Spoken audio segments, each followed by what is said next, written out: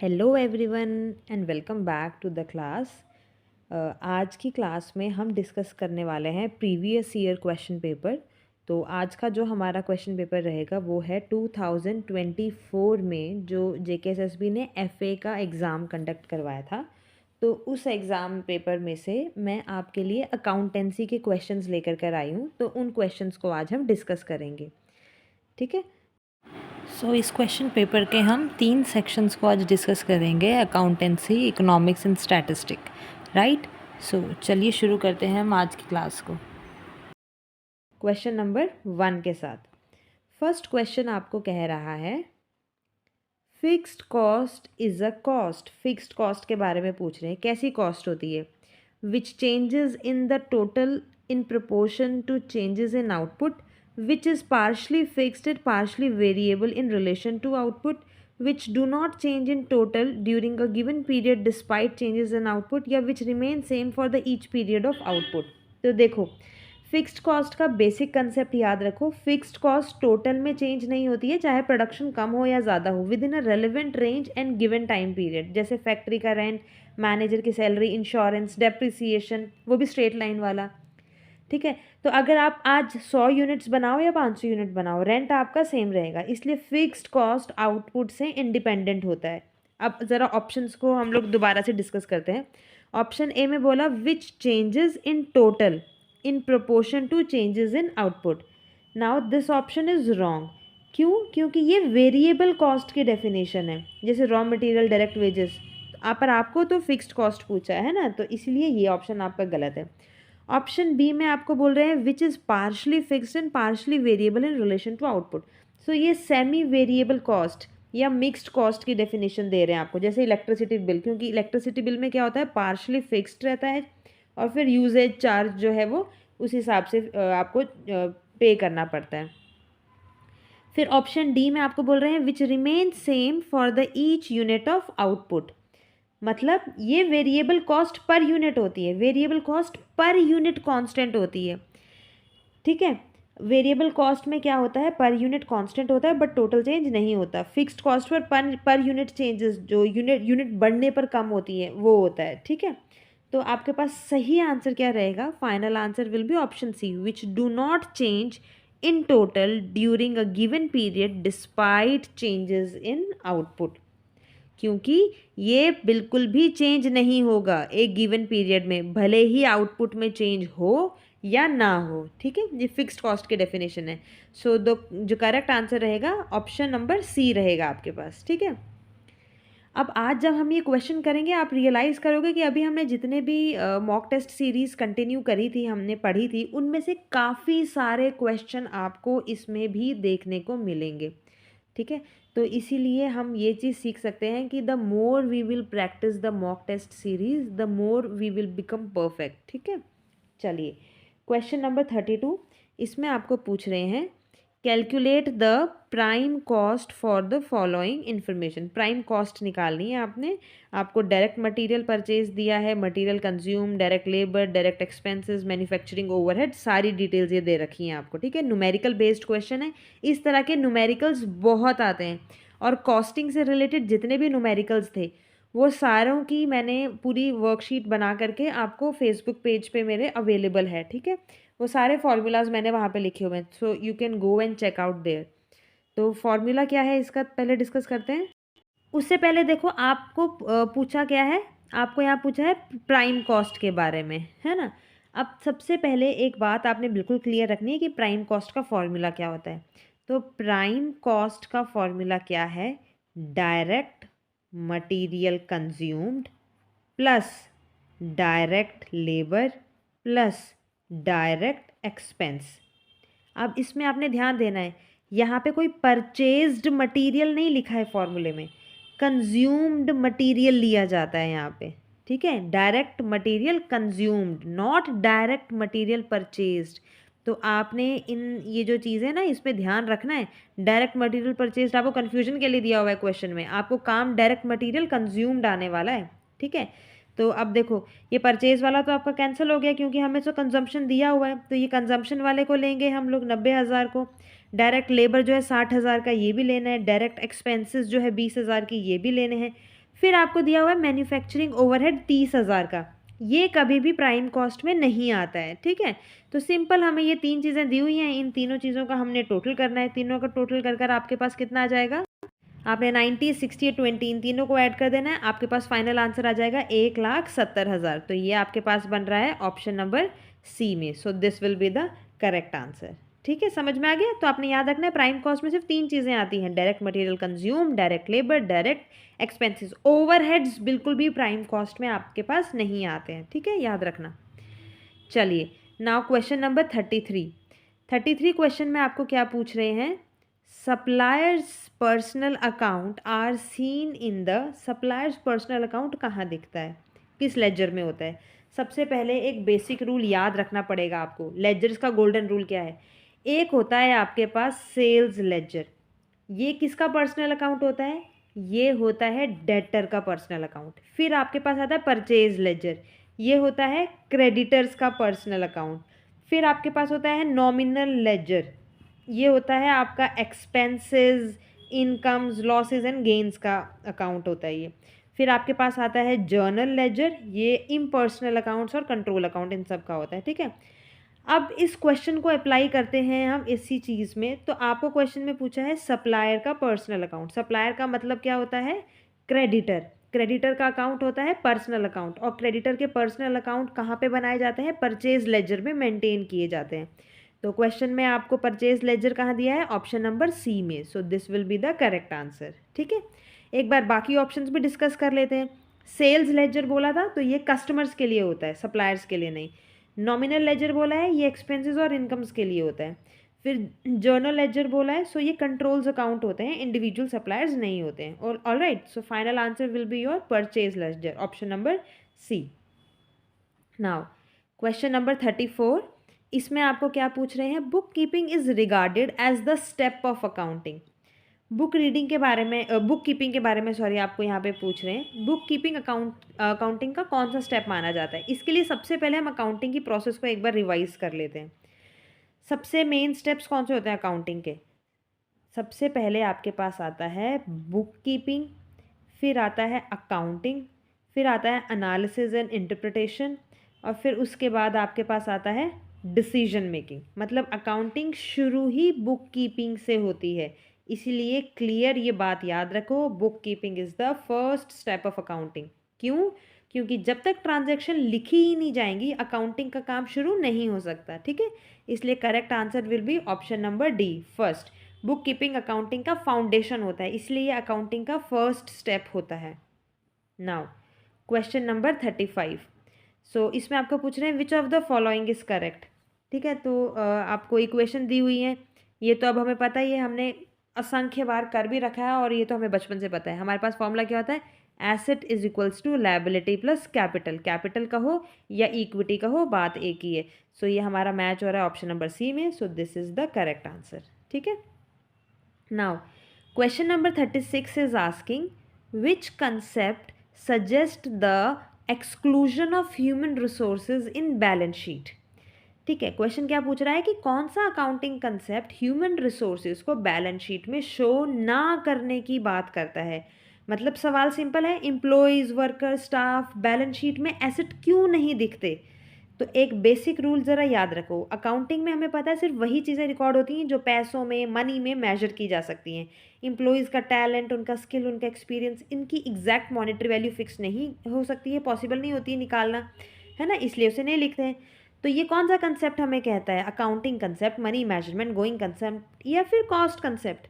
तो ये है हमारे पास मनी मेजरमेंट कंसेप्ट। जाहिर सी बात है इस कंसेप्ट के अकॉर्डिंग क्या होता है, सिर्फ मॉनेटरी टर्म्स वाली चीज़ें रिकॉर्ड होती हैं। जो चीज़ें मनी में मेजर नहीं हो सकती वो बैलेंस शीट में इंक्लूड नहीं होती है, इसलिए ह्यूमन रिसोर्सेज को बैलेंस शीट में नहीं दिखाया जाता है। So correct answer will be option number B, ठीक है। नाउ क्वेश्चन नंबर 37, इसमें आपको पूछ रहे हैं which of the following procedures should an accountant follow while preparing a voucher. मतलब वाउचर प्रिपेयर करते टाइम एक अकाउंटेंट को कौन कौन से प्रोसीजर फॉलो करने चाहिए। सो ये क्वेश्चन से सीधा मतलब है वाउचर बनाने से पहले क्या क्या चेक करना ज़रूरी है। अब ज़रा एक एक ऑप्शन को हम लोग ध्यान से समझते हैं। ऑप्शन ए बोल रहा है verify the date, amount, signature and transaction details on the supporting documents. Exactly, बिल्कुल सही बात है। वाउचर तभी बनता है जब सपोर्टिंग डॉक्यूमेंट्स आपके करेक्ट हो। अच्छा, अब जरा ऑप्शन बी भी देख लेते हैं। ये बोल रहे हैं confirm if N authorised signatory has approved the supporting documents. बिल्कुल चेक करना कि ऑथराइज्ड सिग्नेटरी ने डॉक्यूमेंट्स अप्रूव किए हैं या नहीं किए। ये भी बिल्कुल सही है, ज़रूरी है, बिना अप्रूवल के वाउचर पास नहीं होता। ऑप्शन सी में बोला है select the type of voucher that will be used for transaction.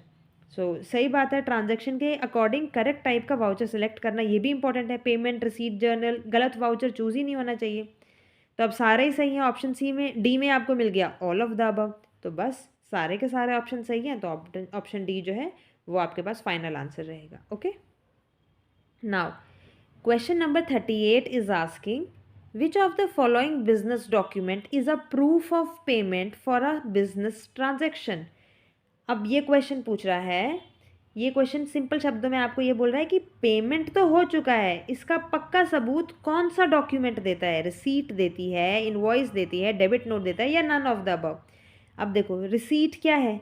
Receipt का मतलब होता है पेमेंट रिसीव हो चुकी है, जैसे कैश दे दिया, चेक दे दिया, ऑनलाइन पेमेंट कर दी। और सामने वाला रिसिप्ट कब देता है, रिसिप्ट क्लियर मतलब हाँ पैसा मिल गया, ये पेमेंट का प्रूफ होता है। ठीक है, सो आपके पास करेक्ट आंसर कौन सा है? Correct answer option number A है। ठीक है, रिसिप्ट ही आपका एक प्रूफ होता है। अब ज़रा एक बार बाकी ऑप्शंस पे डिस्कस कर देते हैं। इनवॉइस बोल रहे हैं, इनवॉइस क्या होता है? ये पेमेंट करने के लिए डिमांड है। इनवॉइस का मतलब अभी पेमेंट बाकी है, पेमेंट होने से पहले बनाया जाता है, इसलिए इनवॉइस पेमेंट का प्रूफ नहीं माना जाता है। फिर डेबिट नोट बोल रहे थे, डेबिट नोट का भी इशू होता है जब आप गुड्स रिटर्न करते हो, ओवर चार्ज करते हो या शॉर्ट सप्लाई करते हो। डेबिट नोट का काम पेमेंट प्रूफ देना नहीं होता, इसलिए ये भी गलत है। फिर नन ऑफ द अबव, ये तो बिल्कुल ही गलत है। ऑप्शन ए आपके पास फाइनल आंसर है। आपने याद रखना है इनवॉइस पेमेंट मांगता है और रिसिप्ट पेमेंट मिलने का प्रूफ होता है। ओके, आज आपको क्वेश्चन में रिसिप्ट के हिसाब से क्वेश्चन फ्रेम करके दिया है, हो सकता है अगला क्वेश्चन आपको पे इनवॉइस के हिसाब से फ्रेम करके दे दें, इसलिए सारे ऑप्शंस को समझना भी बहुत ज़रूरी है। Okay, now question number 39 is asking in a bank statement cash deposited is shown as what? Debit, credit, expense या प्रॉफिट। मतलब जब हम बैंक में कैश जमा कराते हैं तो बैंक स्टेटमेंट में उस एंट्री को क्या दिखाया जाता है? एक रूल सबसे पहले आप याद रखो, बैंक स्टेटमेंट बैंक की बुक्स होती हैं, हमारी नहीं। अब सिचुएशन समझो, आप बैंक में कैश डिपॉजिट कर रहे हो, बैंक के लिए कस्टमर का बैलेंस बढ़ गया, बैंक की लायबिलिटी इंक्रीज हो गई, तो अकाउंटिंग रूल क्या कहता है? When there is increase in liability you need to credit that.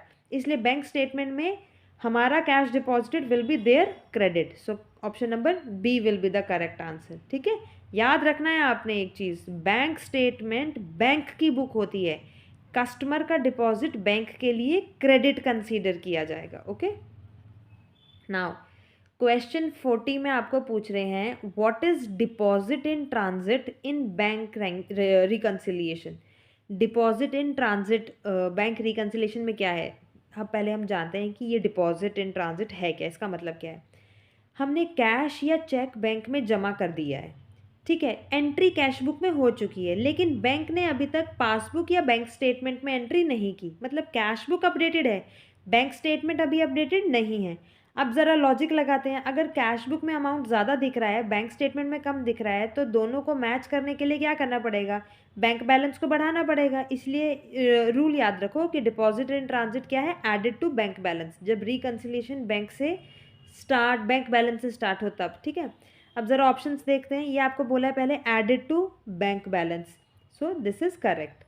फिर सब बाकी तो चलो सारे गलत ही हो गए। Correct answer will be option number A. ठीक है, deposit in transit cash book में होता है, बैंक की बुक में नहीं होता है, इसलिए बैंक बैलेंस में ये ऐड किया जाता है। ओके, नाउ क्वेश्चन नंबर 41, इसमें आपको पूछ रहे हैं what type of check is that which is issued by a firm but not yet presented to the bank।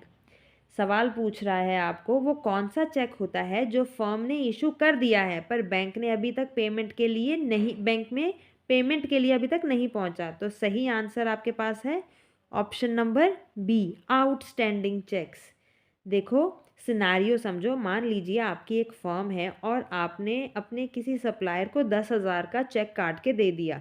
अब फर्म क्या एक्शन लेगी? जैसे ही आपने चेक साइन करके सप्लायर को दिया, आपने तुरंत अपनी कैश बुक में एंट्री कर दी, पैसा गया। आपका बैलेंस आपकी बुक में कम हो गया। अब डिले से क्या हुआ, अब वो सप्लायर शायद बिजी है या बैंक नहीं जा पाया, तो वो चेक अभी उसकी पॉकेट में ही है या उसने अपने बैंक में जमा नहीं कराया, तो बैंक का स्टेटस क्या दिखाएगा, क्योंकि चेक बैंक तक पहुंचा ही नहीं, तो बैंक को पता ही नहीं है कि आपके अकाउंट से पैसा काटना है, इसलिए बैंक की पासबुक में बैलेंस जो है वो कैसा है, वैसा का वैसा ही रह जाएगा, है ना। तो आउटस्टैंडिंग चेक क्या है, इन्हें अनप्रेजेंटेड चेक भी कहते हैं। ये वो चेक होते हैं जो बिजनेस ने इशू तो कर दिए हैं पर बैंक में पेमेंट के लिए प्रेजेंट नहीं हुए हैं। इनकी वजह से जो बीआरएस बनाते हैं वो कैश बुक और पासबुक में डिफरेंस आता है। ठीक है, समझ में आया आपको।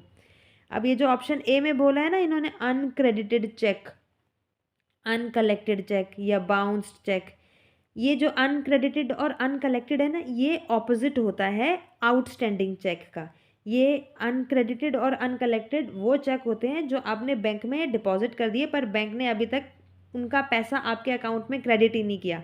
और बाउंस चेक क्या होता है, ये तो हमें पता है, जब अकाउंट में बैलेंस कम हो या कोई साइन मिसमैच हो या कोई भी ऐसा कोई दिक्कत हुआ हो, तो बैंक पेमेंट करने से मना कर देता है, तो उसे बाउंस कह देते हैं या फिर डिसऑनर चेक कह देते हैं। ठीक है, तो आपने याद रखना है, जब भी वर्ड इशूड आए और बैंक में नॉट प्रेजेंटेड हो, तो आंखें बंद करके आउटस्टैंडिंग या अनप्रेजेंटेड चेक पर आपने टिक कर देना है। ओके, चलिए क्वेश्चन नंबर 42, इसमें आपको पूछ रहे हैं the public financial management system PFMS was earlier known as, देखो PFMS का क्वेश्चन आया है। अब PFMS पे पूरी मैंने एक्सप्लेनेटरी वीडियो भी बनाई हुई है और इस पे स्पेशल फोकस करके मैंने MCQs भी बनाए हुए हैं, तो दोनों चीज़ों को आपने प्लेलिस्ट में जा करके चेक कर सकते हो। एक एक टॉपिक बहुत इंपॉर्टेंट है, कभी कौन से टॉपिक से क्वेश्चन आ जाए आपको पता ही नहीं चलता। ठीक है, तो खैर इस क्वेश्चन में आपको ये पूछ रहे हैं कि जो PFMS है, पब्लिक फाइनेंशियल मैनेजमेंट सिस्टम, उसको पहले हम क्या कहते थे, उसका पुराना नाम क्या था। तो सही आंसर है, मैंने बताया था आपको CPSMS, ये ऐसे करके याद रखना है आपने, CPSMS PFMS का पुराना नाम था, central plan schemes monitoring system. अब थोड़ा इसके बारे में आप जान भी लो। ये देखो, पहले गवर्नमेंट स्कीम का पैसा ट्रैक करना थोड़ा ना मुश्किल होता था, पैसा कहाँ गया और सही बेनिफिशियरी तक पहुँचा या नहीं, इसके लिए एक सिस्टम की ज़रूरत थी। तो शुरुआत में क्या हुआ, इस सिस्टम की शुरुआत प्लानिंग कमीशन ने एक पायलट प्रोजेक्ट की तरह की थी, तब इसका मकसद सिर्फ सेंट्रल प्लान स्कीम्स को मॉनिटर करना था, इसलिए इसका नाम central plan scheme monitoring system CPSMS रखा था। फिर वक्त के साथ ही इसका काम और बढ़ गया, अब ये सिर्फ मॉनिटरिंग नहीं करता बल्कि DBT भी करता है। DBT मैंने बताया था क्या होता है, डायरेक्ट बेनिफिट ट्रांसफ़र, और गवर्नमेंट पेमेंट्स को मैनेज करने का भी पोर्टल बन गया ये। तो 2013 में इसका नाम बदल गया था क्योंकि इसका नाम अब पूरे फाइनेंशियल मैनेजमेंट तक फैला चुका था, इसलिए इसका नाम बदल कर PFMS कर दिया, पब्लिक फाइनेंशियल मैनेजमेंट सिस्टम। ठीक है, तो एग्ज़ाम में आपको और भी कई चीज़ें इससे रिलेटेड पूछी जा सकती हैं कि किससे manage, it is managed by home. So PFMS का कौन मैनेज करता है, CGA मैंने बताया था, कंट्रोलर जनरल ऑफ अकाउंटेंट, ये एडमिनिस्टर करता है, जो department of expenditure ministry of finance के अंडर आता है। ठीक है, और इसका ऑब्जेक्टिव क्या होता है, सबसे बड़ा फायदा ट्रांसपेरेंसी और अकाउंटेबिलिटी है, इसके जरिए ही DBT यानी कि डायरेक्ट बेनिफिट ट्रांसफर, जैसे कि गैस सब्सिडी या स्कॉलरशिप सीधे लोगों के बैंक अकाउंट में जाती है। तो जो हम जब गैस सिलेंडर लेते हैं उसकी सब्सिडी हमारे अकाउंट में आती है ना, वो भी एक इसी का ही उदाहरण है आपके पास। ठीक है, समझ में आ गया। बाकी ऑप्शन को डिस्कस करते हैं। ये CGA बोला है कंट्रोलर जनरल ऑफ अकाउंट्स, ये वो ऑफिस या बॉडी होती है जो PFMS को चलाती है, इसका पुराना नाम नहीं है ये। ठीक है, फिर उसके बाद ये देखो आपके पास कोर बैंकिंग सिस्टम भी बोला हुआ है। सो ये बैंक का इंटरनल नेटवर्क सिस्टम होता है जिनसे आप कहीं भी अपनी ब्रांच एक्सेस कर सकते हैं, इसका PFMS के नाम से कोई लेना देना नहीं है। ठीक है, तो चलिए अब बढ़ते हैं अपने अगले क्वेश्चन की तरफ। 43, इसमें पूछ रहे हैं statement of financial position produced from incomplete accounting record is commonly known as what. तो सवाल आपको ये पूछ रहा है कि इनकम्प्लीट अकाउंटिंग रिकॉर्ड से बनाई गई फाइनेंशियल पोजीशन की स्टेटमेंट को आम तौर पे क्या कहा जाता है। तो सही आंसर है option number B, statement of affairs. ठीक है, इस पे भी मैंने एक पूरा डिटेल्ड वीडियो बनाया हुआ है। तो देखो सोचिए, एक छोटा दुकानदार है जो डबल एंट्री सिस्टम फॉलो नहीं करता, सिंगल एंट्री सिस्टम यूज़ करता है, उसके पास प्रॉपर जर्नल या लेजर नहीं है, बस कुछ खास रसीदें और एक पुरानी सी डायरी है। अब उसे साल के एंड में चेक करना है कि उसके पास कितनी प्रॉपर्टी, कितने एसेट्स और कितनी लायबिलिटीज़ हैं। तो क्योंकि रिकॉर्ड्स इनकम्प्लीट हैं तो वो एक प्रॉपर बैलेंस शीट नहीं बना सकता, क्योंकि बैलेंस शीट के लिए तो ट्रायल बैलेंस मैच होना ज़रूरी है। इसके लिए वो एक एस्टीमेट लगा लेता है और एक स्टेटमेंट बना देता है जिसे हम स्टेटमेंट ऑफ अफेयर कहते हैं। इसका मेन मकसद क्या होता है, बिजनेस की कैपिटल को पता लगाना। फॉर्मूला वही है, capital is equals to assets minus liability. ठीक है, तो जो डिफरेंस आ जाता है ना बैलेंस शीट में, ये कैपिटल आपका निकल कर आ जाता है। ठीक है, तो स्टेटमेंट ऑफ अफेयर ये इनकम्प्लीट रिकॉर्ड और एस्टिमेशन से बनता है, इसलिए इस पर 100% भरोसा हम नहीं कर सकते हैं। ओके, चलिए नाउ क्वेश्चन नंबर 44 में आपको क्या बोल रहे हैं, what happens when interest on drawing is charged to partner. मतलब जब पार्टनर की ड्राइंग पर इंटरेस्ट चार्ज किया जाता है तो अकाउंटिंग में उसकी एंट्री क्या होती है, क्रेडिट किया जाता है पार्टनर के करंट में, दिखाया ही नहीं जाता करंट में, या पार्टनर के कैपिटल में डेबिट होता है, या नन ऑफ द अबव, क्या होता है। देखो अब समझो, मान लीजिए एक पार्टनर ने बिजनेस के पर्सनल यूज़ के लिए 5,000 रुपया निकाल लिया बिजनेस से। ठीक है, तो पार्टनरशिप डीड के मुताबिक क्या होगा, उसकी इस एक्ट पर इंटरेस्ट देना पड़ेगा, उसने ड्राइंग किया है। तो फर्म के पॉइंट ऑफ व्यू से इंटरेस्ट ऑन ड्राइंग फर्म के लिए एक इनकम होती है, इसलिए इसे profit and loss appropriation account में क्रेडिट किया जाता है। पर पार्टनर के पॉइंट ऑफ व्यू से ये पार्टनर के लिए एक खर्चा यानी कि एक्सपेंस है, जो ये आपका नुकसान है, क्योंकि ये पैसा आपको देना पड़ रहा है। तो अकाउंटिंग एंट्री इसकी क्या होती है कि जब पार्टनर से पैसा लेना होता है तो उसका कैपिटल या करंट अकाउंट जो भी है कम कर दिया जाता है। अकाउंटेंसी का रूल कहता है कि जब कैपिटल कम होती है तो उसे डेबिट करते हैं। तो जर्नल एंट्री उसकी क्या रहेगी, partners capital account to interest on drawing account. ठीक है, तो सही आंसर आपके पास क्या रहेगा, option number C, debited to partners capital account. Okay, चलिए now question number 45 numerical based question है, अगेन पार्टनरशिप पे बेस्ड है ये। M and N are two partner sharing profit and losses in 3:2 ratio. M और N की old ratio आपको दी हुई है 3:2। P एक न्यू पार्टनर आया 1/5 शेयर के लिए, तो आपने न्यू प्रॉफिट शेयरिंग रेशो निकालनी है। तो जब आपको ओल्ड रेशो दे रखी होती है और नए पार्टनर का शेयर दिया हुआ होता है, तो न्यू रेशो निकालने का तरीका क्या होता है, देखो ये जो न्यू पार्टनर का शेयर, एक सेकेंड, ये जो न्यू पार्टनर का शेयर आपको दिया हुआ है ना 1/5, पी का शेयर है 1/5। तो हम सबसे पहले यहाँ से क्या निकालते हैं, रिमेनिंग शेयर। पूरे फर्म का होता है 1, पी का है 1/5। तो 1 में से 1/5 गया तो कितना रह गया, 4/5, यानी कि 4/5 जो है ये पूरी दोनों पुराने पार्टनर्स का हिस्सा है, पूरी फर्म का है। तो ये दोनों में बटेगा, एम और एन दोनों में, 4/5 इसके पास भी, 4/5 इसके पास भी। अब ये इस शेयर को कितने हिस्से में बांटेंगे, ये बांटेंगे 3:2 में। तो 3/5 इसके पास, 2/5 इसके पास। तो अब आपके पास एम के पास कितना बन गया, 4 3 12/25, और एन का बन गया 8/25। अब पी को बैलेंस अपने बेस इक्वल करना है, 1/5 है, तो आप क्या करोगे, इसको मल्टीप्लाई कर दोगे 5/5 के साथ। तो एक सेकेंड, इसको थोड़ा मैं क्लियर कर देती हूँ। तो ये पी का शेयर कितना बन गया, ये आ गया 5/25। तो अल्टीमेटली एम का बन गया 12, एन का 8 और पी का 5। 12, 8 और 5, 12, 8 और 5 आ रहा है आपका ऑप्शन नंबर बी में। So this will be the correct answer. Okay, चलिए अब क्वेश्चन नंबर 46 की तरफ बढ़ते हैं। 46th क्वेश्चन में आपको पूछ रहे हैं, the method of transferring items from a journal into their respective ledger account और journals is known as what. तो देखो इसमें आपको ये पूछ रहे हैं कि वो मेथड जिसमें हम ट्रांसफ़र करते हैं आइटम्स को जर्नल्स में से कहाँ पर, उनके रिस्पेक्टिव लेजर अकाउंट्स में या जर्नल में से, तो उसे क्या कहते हैं। तो सही आंसर क्या है आपके पास, ऑप्शन नंबर डी, पोस्टिंग। समझो जर्नल में एंट्री पास करने के बाद जब हम उन्हें अलग अलग अकाउंट लेजर्स में लिखते हैं तो उस प्रोसेस को पोस्टिंग कहते हैं। जर्नलाइजिंग क्या होती है, जर्नल में रिकॉर्ड करना। पोस्टिंग क्या होती है, लेजर में ट्रांसफ़र करना जर्नल में से। और बैलेंसिंग क्या होती है, लेजर का टोटल निकाल कर बैलेंस करना।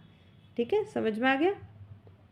नाउ एक चीज़ आपने और याद रखनी है, ये जो सीक्वेंस वाले क्वेश्चंस होते हैं ना, ये भी एग्जाम में बहुत आते हैं, तो ये भी आपने बड़े याद रखने हैं। और ये हमने बहुत बार ये क्वेश्चन जो है मॉक टेस्ट सीरीज़ में ऑलरेडी कवर किया हुआ है। ठीक है, चलिए नाउ क्वेश्चन नंबर 47।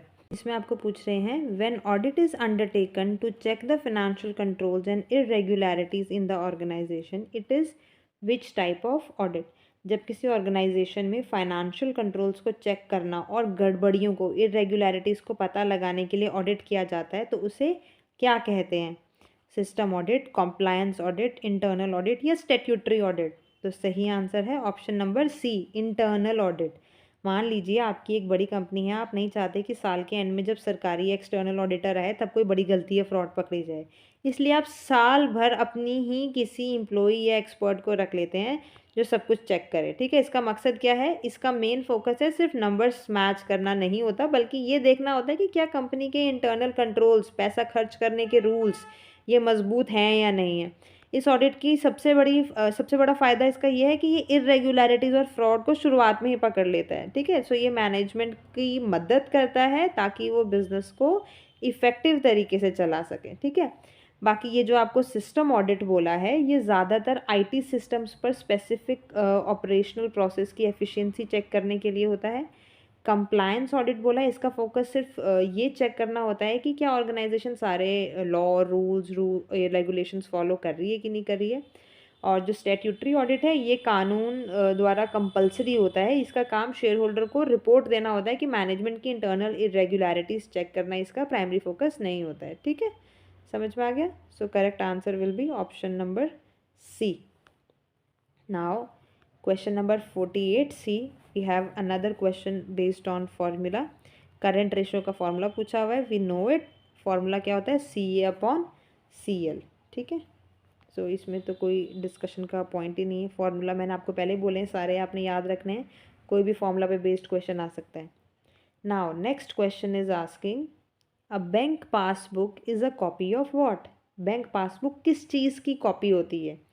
सही आंसर है option C, the customer account in the bank's laser.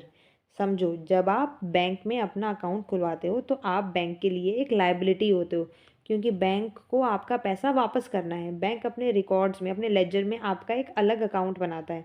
Bank के पॉइंट ऑफ व्यू से देखो क्या होता है ना, बैंक अपने लेजर में आपकी ट्रांजेक्शन को रिकॉर्ड करता है।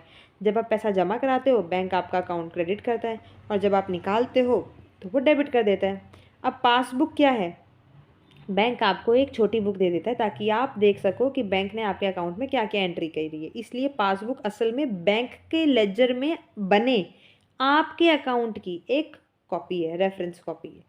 तो अब देखो, कैश बुक का बैंक कॉलम है ना, ये आप खुद बनाते हो, याद रखना, कई बार इसमें कन्फ्यूजन होती है। पासबुक जो है ये बुक हम लोग, ये बैंक बनाता है, और कैश बुक का जो बैंक कॉलम है ये हम खुद बनाते हैं, फॉर्म। ठीक है, all right. So now we are in question number 50। इसमें पूछ रहे हैं trial balance helps to check the accuracy of what? Trial balance किसकी एक्यूरेसी चेक करने में मदद करता है आपकी? ऑप्शन आपको दिए हैं balance sheet, ledger, journals and cash flow statement. तो सही आंसर है आपके पास ऑप्शन नंबर बी, लेजर। देखो सोचिए, आपने साल भर हज़ारों एंट्री जर्नल में की, फिर उनके अलग अलग लेजर बनाए, कैश, बैंक, सेल्स वगैरह, इन सब में पोस्ट किया। अब बैलेंस शीट बनाने से पहले आपको कैसे पता चलेगा कि आपने कहीं कैलकुलेशन मिस्टेक तो नहीं की? इसलिए हम ट्रायल बैलेंस बनाते हैं। इसका मकसद क्या होता है? अर्थमेटिकल एक्यूरेसी चेक करना, हिसाब किताब की बराबरी चेक करना। ठीक है, नाउ क्वेश्चन नंबर 51। इसमें आपको पूछ रहे हैं which of the following entities generally prepare their books of account under single entry system? मतलब आपने ये बताना है कि ये नीचे दिए गए एंटिटीज़ में से कौन से आम तौर पर सिंगल एंट्री सिस्टम के तहत अपनी हिसाब किताब की किताबें तैयार करते हैं। Joint stock company, sole trader, government organisation या not for profit organisation? Correct answer is option number B, sole traders. मान लीजिए आपकी एक छोटी सी किराने की दुकान है, आप अकेले ही अपना बिजनेस चला रहे हो, सोल ट्रेडर हो, आपके पास इतना वक्त या रिसोर्सेज नहीं कि डबल एंट्री के सारे रूल्स फॉलो कर सको। तो जो हमारे छोटे व्यापारी होते हैं ना, सोल ट्रेडर्स होते हैं, वो अक्सर अपना कैश और पर्सनल अकाउंट ये जो खुद ही रिकॉर्ड कर लेते हैं। इनका बिजनेस साइज छोटा होता है, इसलिए ये सिंपल सिंगल एंट्री सिस्टम को प्रेफर करते हैं। ठीक है, सिंगल एंट्री को इनकम्प्लीट रिकॉर्ड भी कहते हैं, क्योंकि इसमें हर ट्रांजैक्शन के दोनों पहलू, डेबिट और क्रेडिट रिकॉर्ड नहीं होते हैं। ठीक है, बट बड़ी कंपनीज के लिए डबल एंट्री कंपलसरी है, पर सोल ट्रेडर्स के लिए ऐसी कोई कड़ा कानून नहीं होता, कोई पाबंदी ऐसी नहीं होती है, इसलिए soul trader is the correct answer. Now question number 52, ये पूछ रहा है GST is a consumption of goods and services tax based on, मतलब ये जो जीएसटी है ये गुड्स और सर्विसेज पे लगने वाले, उनकी खपत पे, उनकी कंजम्पशन पे लगने वाले टैक्स हैं, जो किस पर बेस्ड है, किस पर आधारित है, डेवलपमेंट पे, डिविडेंड पे, ड्यूरेशन पे या डेस्टिनेशन पे। Correct answer is option number D, destination पे। देखो मानो एक मोबाइल फ़ोन हरियाणा में बनता है, ठीक है, हरियाणा क्या है, उसकी मैन्युफैक्चरिंग स्टेट है, लेकिन उसे जम्मू एंड कश्मीर का एक कस्टमर खरीद रहा है, तो जम्मू एंड कश्मीर क्या होगी, कंज्यूमिंग स्टेट होगी। तो ओल्ड सिस्टम में क्या होता था, पहले का टैक्स सिस्टम में क्या होता था, जिस स्टेट में माल बनता था, जैसे हरियाणा में बना तो उसी स्टेट की गवर्नमेंट को टैक्स का फ़ायदा मिलेगा, इसे ओरिजिन बेस्ड टैक्स कहते थे। जीएसटी की वजह से क्या हुआ, जीएसटी रेवोल्यूशन से क्या हुआ, जीएसटी ने इसे पूरी तरह बदल दिया, जीएसटी का बन गया डेस्टिनेशन बेस्ड टैक्स। इसका मतलब टैक्स का रेवेन्यू उस स्टेट को मिलेगा जहां वो सामान फाइनली कंज्यूम हो रहा है, इस्तेमाल हो रहा है। तो हमारे एग्जाम्पल में मोबाइल हरियाणा में बना पर बिका कहाँ, जे.एंड.के में, तो जीएसटी का टैक्स जो है वो जम्मू एंड कश्मीर गवर्नमेंट को मिलेगा। ठीक है, समझ में आ गया। चलिए क्वेश्चन नंबर 53 आपको पूछ रहा है what does financial leverage measure, क्या मेजर करता है financial leverage. No changes with EBIT and EPS, the sensibility of EBIT with percentage change with respect of output, sensibility of EPS with respect percentage change in EBIT level, percentage variation in the level of production. The correct answer is option C, the sensibility of EPS with respect to percentage change in EBIT level. मानो आपकी एक company है, आपका business चलाने के लिए bank से loan लिया हुआ है जिस पर आपको फिक्स्ड इंटरेस्ट देना पड़ता है। फाइनेंशियल लेवरेज हमें ये बताता है कि आपके प्रॉफिट में थोड़े से बदलाव से आपके शेयर होल्डर की कमाई पर कितना बड़ा असर पड़ेगा। टर्मिनोलॉजीज को समझो। जो आपको ईबीआईटी बोला हुआ है ना, ईबीआईटी का मतलब होता है earnings before interest and taxes, इसे ऑपरेटिंग प्रॉफिट भी कहते हैं। ये वो कमाई है जो इंटरेस्ट और टैक्स दोनों से पहले होती है। फिर ईपीएस है, ईपीएस होता है अर्निंग्स पर शेयर, ये वो पैसा है जो सारे खर्चे और टैक्स देने के बाद एक शेयर के हिस्से में आता है। ठीक है, तो फॉर्मूला का लॉजिक क्या है कि फाइनेंशियल लेवरेज का फॉर्मूला ही आपके पास यही होता है, यही मेजर वो करता है कि वो ईपीएस की सेंसिबिलिटी को मेजर करता है with respect to percentage change in EBIT level. ठीक है, मतलब निकला क्या, अगर आपकी कंपनी में डेट उधारी ज़्यादा है तो फाइनेंशियल लेवरेज हाई होगा। इसका मतलब है कि अगर ईबीआईटी थोड़ा सा भी बढ़ेगा तो ईपीएस बहुत ज़्यादा बढ़ जाएगा, लेकिन अगर ईबीआईटी गिरा तो ईपीएस भी बहुत तेज़ी से गिरेगा, इसलिए इसे सेंसिबिलिटी ऑफ ईपीएस कहा जाता है। ठीक है, क्योंकि ईपीएस ईबीआईटी के प्रति बहुत ज़्यादा सेंसिटिव होता है। All right, so correct answer will be option number C. Now question number 54, इसमें आपको पूछ रहे हैं finance bill becomes the finance act when it is passed by, finance bill finance act कब बनता है। Correct answer is option C, when it is passed by both house of parliament and signed by president. मानो budget का वक्त है, वैसे है ही, budget आ भी चुका है, गवर्नमेंट नए टैक्स रूल लाना चाहती है, इसके लिए वो एक ड्राफ्ट तैयार करती है, उसे फाइनेंस बिल कहते हैं। पर ये तुरंत कानून नहीं बनता है, उसके लिए एक लंबी प्रोसेस से गुजरना पड़ता है।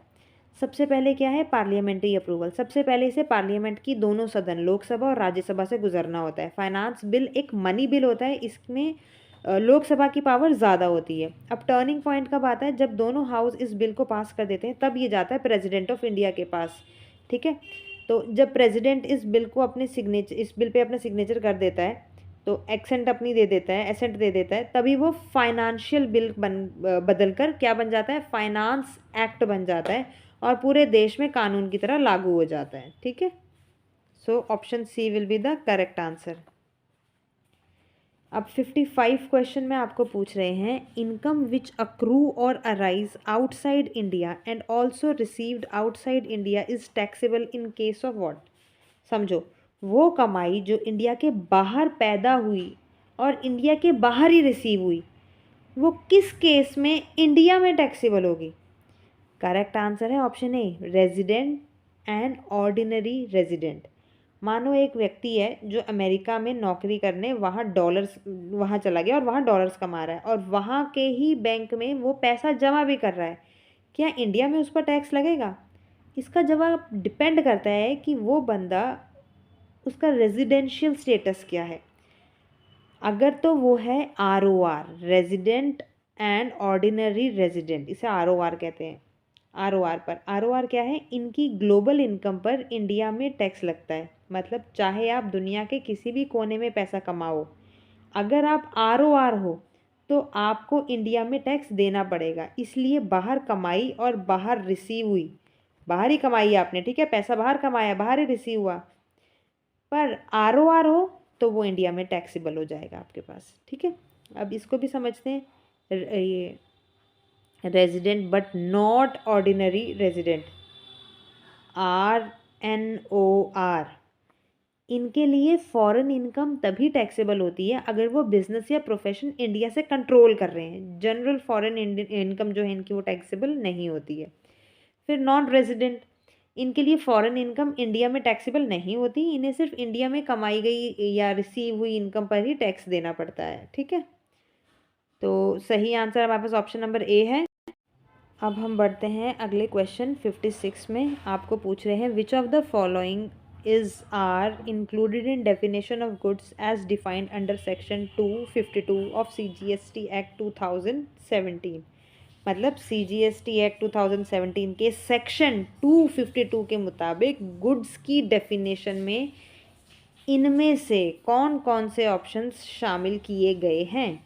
मनी, एक्शनेबल क्लेम, सिक्योरिटीज़ या बॉन्ड्स? तो सही आंसर है ऑप्शन बी, एक्शनेबल क्लेम। देखो, GST में ये समझना बहुत ज़रूरी है कि सरकार किन चीज़ों पर टैक्स लगा सकती है। इसके लिए गुड्स की एक बहुत ही क्लियर डेफिनेशन दी गई है। गुड्स क्या है?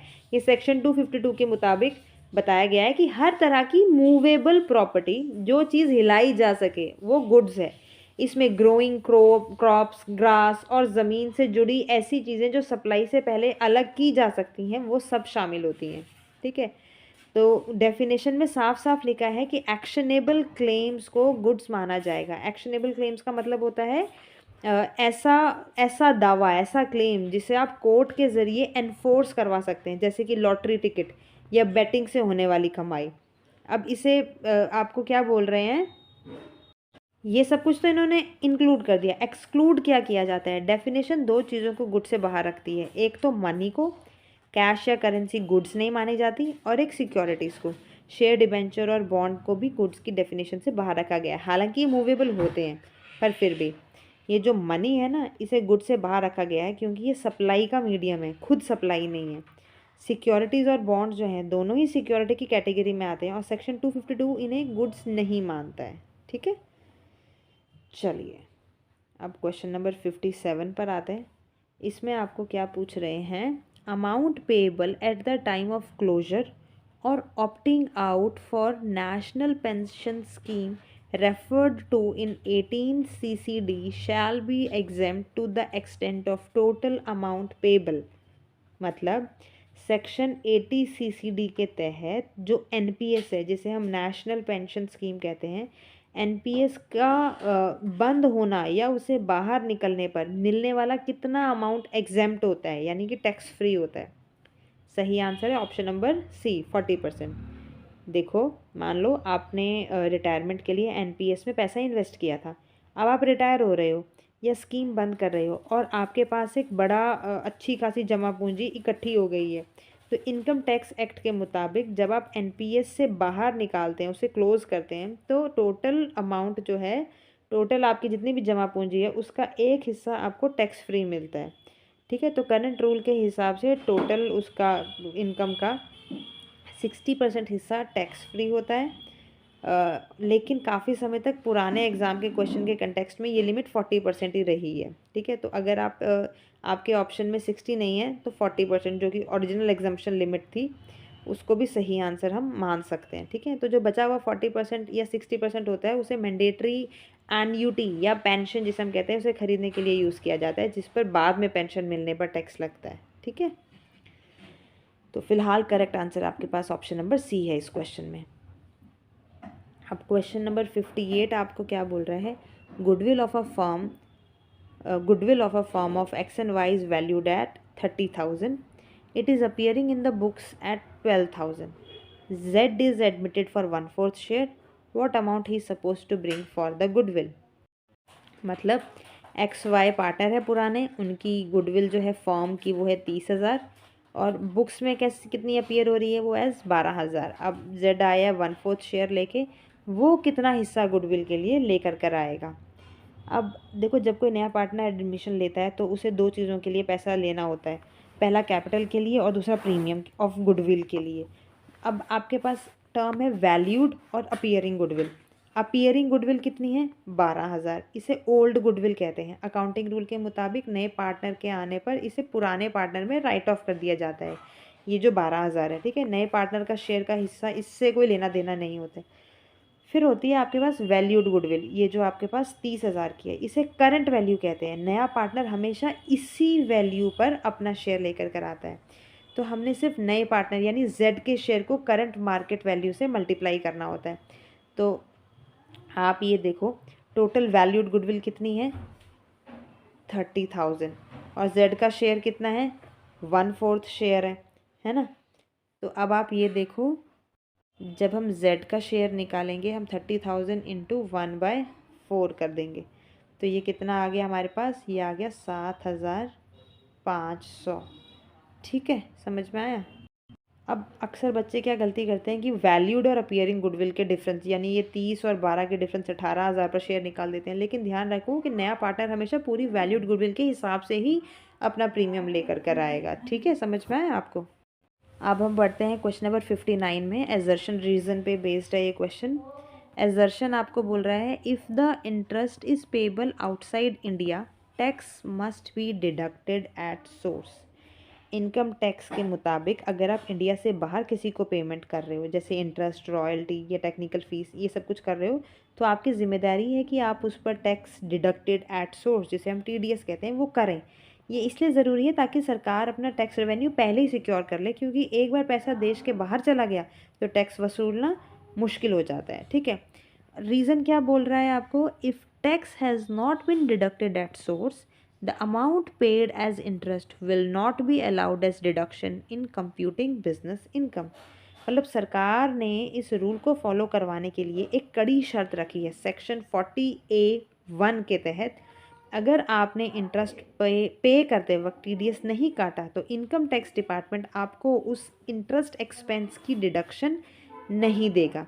कनेक्शन क्या हुआ इनका? मतलब अगर आपका इंटरेस्ट का खर्चा डिसअलाउड हो जाएगा, जिससे आपका टैक्सेबल प्रॉफिट और बढ़ जाएगा और आपको ज़्यादा टैक्स भरना पड़ेगा।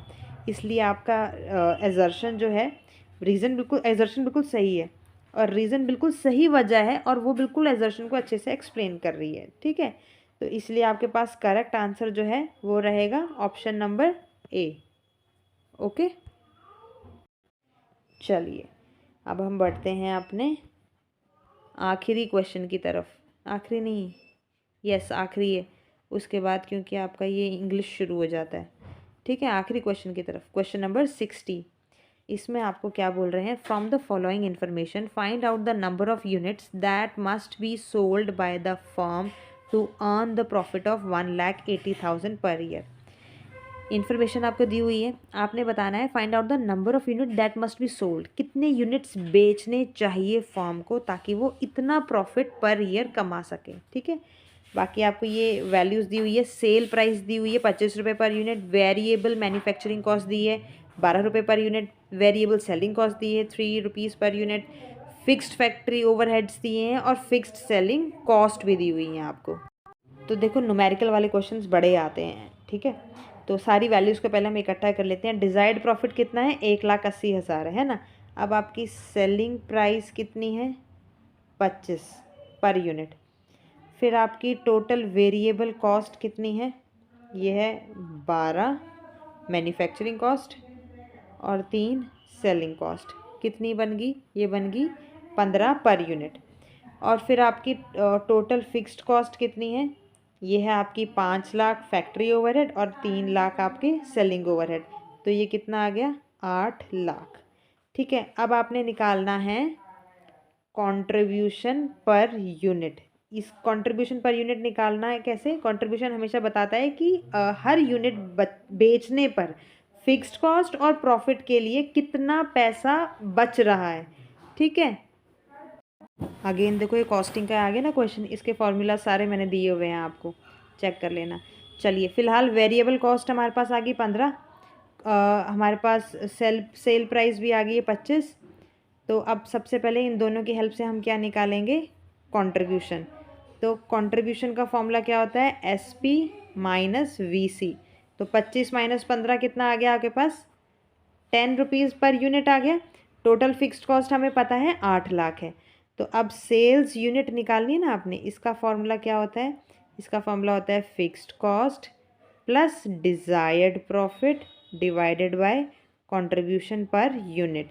तो फिक्स्ड कॉस्ट है आपकी 8 लाख, डिज़ायर प्रॉफिट कितना था आपका 1,80,000। तो 8 लाख और 1,80,000 कितना हो गया, ये आपके पास आ गया 9,80,000 divided by contribution per unit, ये हमारे पास थी 10। तो डिवाइड करके इसको कितना आ जाएगा, ये आपके पास आ जाएगा 98,000, जो आ रहा है ऑप्शन नंबर सी में। सो फाइनल आंसर क्या है, ऑप्शन नंबर सी, ठीक है। तो ये थे हमारे क्वेश्चंस अकाउंटेंसी के। So now we will move to economics section. 91 question से स्टार्ट हो रहा है, ये 10 क्वेश्चन इकोनॉमिक्स के होते हैं। चलिए स्टार्ट करते हैं। क्वेश्चन नंबर 91 हमें क्या कह रहा है, विच of the below statement is correct. आपने करेक्ट स्टेटमेंट बतानी है, नीचे कौन सी है, ठीक है। तो स्टेटमेंट ए आपको क्या बोल रहा है, micro economics is primarily concerned with the overall economy. So ये स्टेटमेंट तो बिल्कुल ही गलत है। माइक्रो इकोनॉमिक्स ओवरऑल इकोनॉमी को तो स्टडी करता ही नहीं है, ये इंडिविजुअल यूनिट्स जैसे कि individual consumer, individual firm, demand, supply, इसको स्टडी करता है। ओवरऑल इकोनॉमी को तो मैक्रो इकोनॉमिक्स पढ़ता है, तो ये तो बात ही गलत होगी आपकी। ऑप्शन बी में आपको बोल रहे हैं individual markets are focus of macro economics. Again ये भी पहली वाली स्टेटमेंट का ही कॉन्ट्रा बोल दिया इन लोगों ने। इंडिविजुअल मार्केट्स जैसे कि हमारी वीट मार्केट, लेबर, ये सारा, ये जो है ये सारा तो हमारा माइक्रो इकोनॉमिक्स का पार्ट है, बट यहाँ पर इन लोगों ने मैक्रो इकोनॉमिक्स बोल दिया। So this is also wrong. Now option number C, governments do not have any control over market prices. ये भी स्टेटमेंट गलत है। गवर्नमेंट प्राइस कंट्रोल कर सकती है, जैसे कि price ceiling, price floor, subsidies, taxes, इन सब के थ्रू, ठीक है। तो ये देखने में आपको लग रहा है कि नहीं, मार्केट प्राइस को तो सिर्फ डिमांड और सप्लाई कंट्रोल करती है, गवर्नमेंट नहीं करती है। तो कई बच्चे इसको टिक कर आ जाते हैं, पर आपने दिमाग लगाना है, ध्यान से देना है, ठीक है। गवर्नमेंट कंट्रोल कर सकती है, इसलिए ये स्टेटमेंट आपकी गलत है। Now last and the correct statement is, when economists study markets price, their main goal is to figure out why the price is what it is and how it might change. ये बिल्कुल सही है। Economics में जब हम price को study करते हैं तो हमारा मेन एम क्या होता है, प्राइस क्यों है, डिमांड और सप्लाई कैसे अफेक्ट कर रहे हैं, फ्यूचर में प्राइस बढ़ेगा या घटेगा, यही एक्चुअल इकोनॉमिक एनालिसिस है, ठीक है। इसलिए हमारा करेक्ट आंसर जो है वो ऑप्शन नंबर डी रहेगा। आपने याद रखना है, माइक्रो इकोनॉमिक्स इंडिविजुअल मार्केट को स्टडी करता है, मैक्रो इकोनॉमिक्स ओवरऑल इकोनॉमी को स्टडी करता है, और प्राइस एनालिसिस का मेन गोल होता है प्राइस डिटर्मिनेशन और प्राइस को समझना, ठीक है। चलिए अब हम बढ़ते हैं अपने अगले क्वेश्चन की तरफ। 92 इसमें आपको पूछ रहे हैं, what is the meaning of a mixed economy. Mixed economy का क्या मीनिंग है वो बताना है आपने। सो ऑप्शन नंबर ए हमें बोल रहा है ट्रेडिशनल एंड मॉडर्न इंडस्ट्रीज। सो ये मिक्स्ड इकोनॉमी की डेफिनेशन नहीं है, ये इकोनॉमिक स्ट्रक्चर का पार्ट हो सकता है, लेकिन मिक्स्ड इकोनॉमी का एग्जैक्ट मीनिंग नहीं है। So this is not a correct answer. फिर ऑप्शन नंबर सी को देखो, इसमें आपको बोल रहे हैं involvement of both foreign and domestic investors. So foreign और डोमेस्टिक इन्वेस्टमेंट होना ज़रूरी नहीं है कि मिक्स्ड इकोनॉमी हो। सो ये ओपन इकोनॉमी का एक फीचर है, मिक्स्ड इकोनॉमी का नहीं। ऑप्शन डी में आपको बोला है subsistence and commercial farming. Against ये एग्रीकल्चर सिस्टम को डिस्क्राइब कर रहा है, इकोनॉमिक सिस्टम को नहीं। Now the correct answer is both the public and private sectors are involve.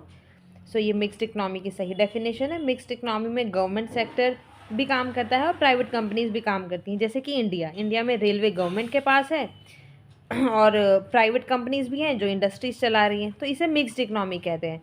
मतलब गवर्नमेंट और प्राइवेट सेक्टर दोनों मिलके कंट्री की स्मूथ रनिंग के लिए, प्रोग्रेस के लिए काम करते हैं। ठीक है। नाउ क्वेश्चन नंबर 93, इसमें हमें पूछ रहे हैं which of the following is the relation that the law of demand defines. यहाँ पे देखो बात हो रही है लॉ ऑफ डिमांड की। लॉ ऑफ डिमांड की बेसिक डेफिनेशन क्या है, ज़रा एक बार क्लियर कर लेते हैं।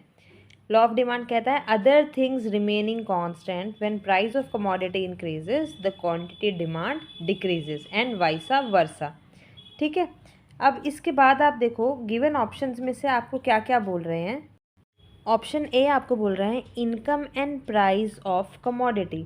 So law of demand income और प्राइस का रिलेशन नहीं बताता। इनकम का रिलेशन डिमांड से हो सकता है, लेकिन law of demand specifically income पर बेस्ड नहीं होता है, इसलिए ये करेक्ट ऑप्शन आपका नहीं है। फिर ऑप्शन नंबर सी को देखो, इनकम एंड क्वांटिटी डिमांडेड, ये इनकम इफेक्ट को डिस्क्राइब कर सकता है, लॉ ऑफ डिमांड की डेफिनेशन नहीं है। फिर ऑप्शन डी बोल रहा है quantity demanded and quantity supplied. So इनका तो कोई रिलेशन ही नहीं है, ये तो डिमांड और सप्लाई की बात कर रहे हैं, ये करेक्ट आंसर नहीं है। करेक्ट आंसर है ऑप्शन नंबर बी जो कहता है price and quantity of a commodity. ठीक है। तो लॉ ऑफ डिमांड जो है वो क्या क्या डिस्कस करता है, प्राइस और उसकी डिमांड को। Okay, so option number B is the correct answer. All right, now let's move to question number 94। इसमें हमें पूछ रहे हैं what is gross domestic product. Gross domestic product क्या है। तो देखो जीडीपी बेस्ड क्वेश्चन है। जीडीपी का फुल फॉर्म होता है ग्रॉस डोमेस्टिक प्रोडक्ट। जीडीपी का मतलब किसी देश की बाउंड्री के अंदर एक स्पेसिफिक टाइम पीरियड में प्रोड्यूस किए गए फाइनल गुड्स एंड सर्विसेज की टोटल मॉनेटरी वैल्यू। अब देखो इसमें ग्रॉस डोमेस्टिक प्रोडक्ट, इनका क्या मतलब है। ग्रॉस का मतलब होता है total without deducting depreciation. Domestic मतलब within the geographical boundaries of the country, और प्रोडक्ट का मतलब गुड्स एंड सर्विसेज प्रोड्यूस। तो अब आपको ऑप्शन जो दिए हुए हैं ज़रा उनको डिस्कस कर लेते हैं हम लोग। ऑप्शन ए में हमें बोल रहे हैं the total value of goods and services manufactured in the country. So ये एक इनकम्प्लीट डेफिनेशन है जीडीपी की। यहाँ पर आपको फाइनल गुड्स और स्पेसिफिक पीरियड मेंशन नहीं किया गया है, so this is not the correct answer. Option B में बोल रहे हैं the total value of all transaction in the country. ये भी बिल्कुल गलत है। अगर हर ट्रांजेक्शन को काउंट करेंगे तो रीसेल, इंटरमीडिएट गुड्स एट्सेट्रा ये सब कुछ भी काउंट हो जाएंगे, बट जीडीपी ऐसा नहीं करता है। ठीक है। फिर उसके बाद आपके पास आता है ऑप्शन नंबर सी। ये बोल रहा है the reduction in the total value of goods and services produced in the country. तो ये जो इन लोगों ने पहली लाइन ही बोल दी the reduction in the total value of, ये तो बिल्कुल ही गलत है। जीडीपी रिडक्शन होता ही नहीं है, ये तो टोटल प्रोडक्शन वैल्यू की बात करता है। अब हमारे पास आता है correct answer option D the monetary value of all finish goods and services made within a country during a specific period. So ये परफेक्ट डेफिनेशन है, क्योंकि मॉनेटरी वैल्यू की भी बात कर रहा है, फिनिश गुड्स की भी बात कर रहा है, विद इन अ कंट्री की भी बात कर रहा है, और स्पेसिफिक पीरियड की भी बात कर रहा है। ठीक है। So this is the correct answer. Now let's move to question number 95। इसमें हमें पूछ रहे हैं agreement on technical barriers to trade TBT is related with which institution. So basically question आपको पूछ रहा है कि टेक्निकल बैरियर्स टू ट्रेड नाम का जो अग्रीमेंट है वो कौन से इंटरनेशनल इंस्टीट्यूशंस के साथ जुड़ा हुआ है। अब यहाँ देखो दो चीज़ें समझना ज़रूरी हैं आपको। एक तो ये technical barriers to trade TBT, ये क्या है। जब एक देश दूसरे देश से गुड इंपोर्ट करता है तो कभी कभी वो safety standard, quality standard, labelling rule, testing requirement वगैरह ये सब कुछ भी लगा देता है। अगर ये रूल बहुत स्ट्रिक्ट और अननेसेसरी हो तो ये ट्रेड में रुकावट बन जाते हैं। इन्हीं को कहते हैं टेक्निकल बैरियर्स टू ट्रेड। ठीक है। अब ये बोल रहे हैं अग्रीमेंट ऑन TBT, तो ये अग्रीमेंट क्यों बना ये भी जानो। इंटरनेशनल ट्रेड स्मूथ चले, कोई कंट्री अननेसेसरी टेक्निकल रूल्स लगाकर इसे ट्रेड को रोक ना दे, इसलिए एक एग्रीमेंट बनाया गया था। अब क्वेश्चन आपको बेसिकली ये पूछ रहा है कि ये एग्रीमेंट कौन से इंस्टीट्यूशन के साथ जुड़ा हुआ है। ठीक है। तो अब ज़रा इन ऑप्शंस को, हम इंस्टीट्यूशंस को डिस्कस करते हैं। सबसे पहला बोला वर्ल्ड बैंक। तो वर्ल्ड बैंक का क्या काम होता है, डेवलपिंग कंट्रीज़ को लोन देना, पॉवर्टी रिड्यूस करना, इंफ्रास्ट्रक्चर डेवलपमेंट करना। तो वर्ल्ड बैंक ट्रेड रूल्स नहीं बनाता, इसलिए ये ऑप्शन गलत है। ऑप्शन बी में बोला है नीति आयोग। सो नीति आयोग भारत की एक डोमेस्टिक पॉलिसी बॉडी है, ये इंटरनेशनल ट्रेड अग्रीमेंट से रिलेटेड कोई भी इंस्टीट्यूशन नहीं है, इसलिए ये ऑप्शन भी गलत है। ऑप्शन डी बोल रहे हैं world economic forum. So world economic forum एक डिस्कशन प्लेटफॉर्म है, ये यहाँ पर ये ग्लोबल लीडर्स की मीटिंग को ऑर्गेनाइज करता है, लेकिन ये कोई ट्रेड अग्रीमेंट के रूल्स को रेगुलेट नहीं करता, इसलिए ये भी गलत है। सही आंसर हमारे पास है वर्ल्ड ट्रेड ऑर्गेनाइजेशन। सो WTO जिसे हम कहते हैं, ये क्या करता है, इंटरनेशनल ट्रेड रूल्स बनाता है, ट्रेड डिस्प्यूट सॉल्व करता है, फ्री और फेयर ट्रेड पॉलिसी को प्रमोट करता है। सो TBT एग्रीमेंट WTO के एग्रीमेंट में से एक है। WTO के अंदर और भी क्या क्या आता है ये भी जान लो, क्योंकि इस पर भी क्वेश्चन आ सकता है। WTO के अंदर आता है GATT, ट्रिप्स, TBT, ये जो हम पढ़ ही रहे हैं, ये ऐसे ऐसे एग्रीमेंट्स भी आते हैं, ठीक है, इसलिए करेक्ट आंसर आपके पास WTO रहेगा। नाउ क्वेश्चन नंबर 96, यहाँ पूछ रहे हैं commercial paper CP is an unsecured money market instrument issued in the form of a dash। मतलब बेसिकली क्वेश्चन आपको ये पूछ रहा है, क्वेश्चन समझो कि कमर्शियल पेपर किस फॉर्म में इशू किया जाता है। तो ज़रा पहले हम ये जान लेते हैं कि कमर्शियल पेपर है क्या।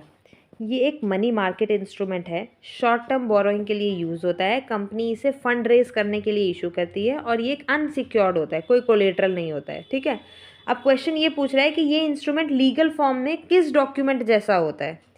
तो आपको ऑप्शंस दिए, उनको डिस्कस करते हैं। ऑप्शन ए में बोला है चेक। तो चेक क्या होता है, चेक तो बैंक को पेमेंट करने का ऑर्डर होता है, ड्रॉअर बैंक और पेई का रिलेशन होता है। सो कमर्शियल पेपर चेक नहीं होता, इसलिए चेक डिमांड पेमेंट के लिए होता है। So this is not correct answer.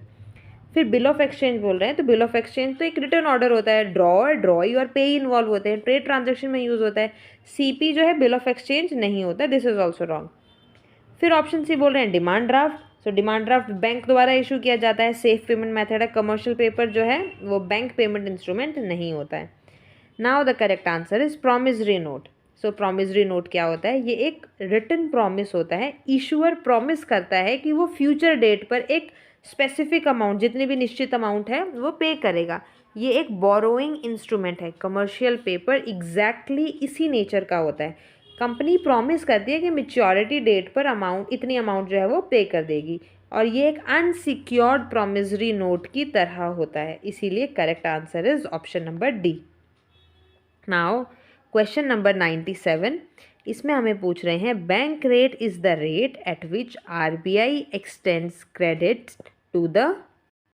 इस क्वेश्चन में आपका मेन कंसेप्ट बैंक रेट है। बैंक रेट क्या होता है पहले एक बार ये डिस्कस कर लेते हैं थोड़ा सा।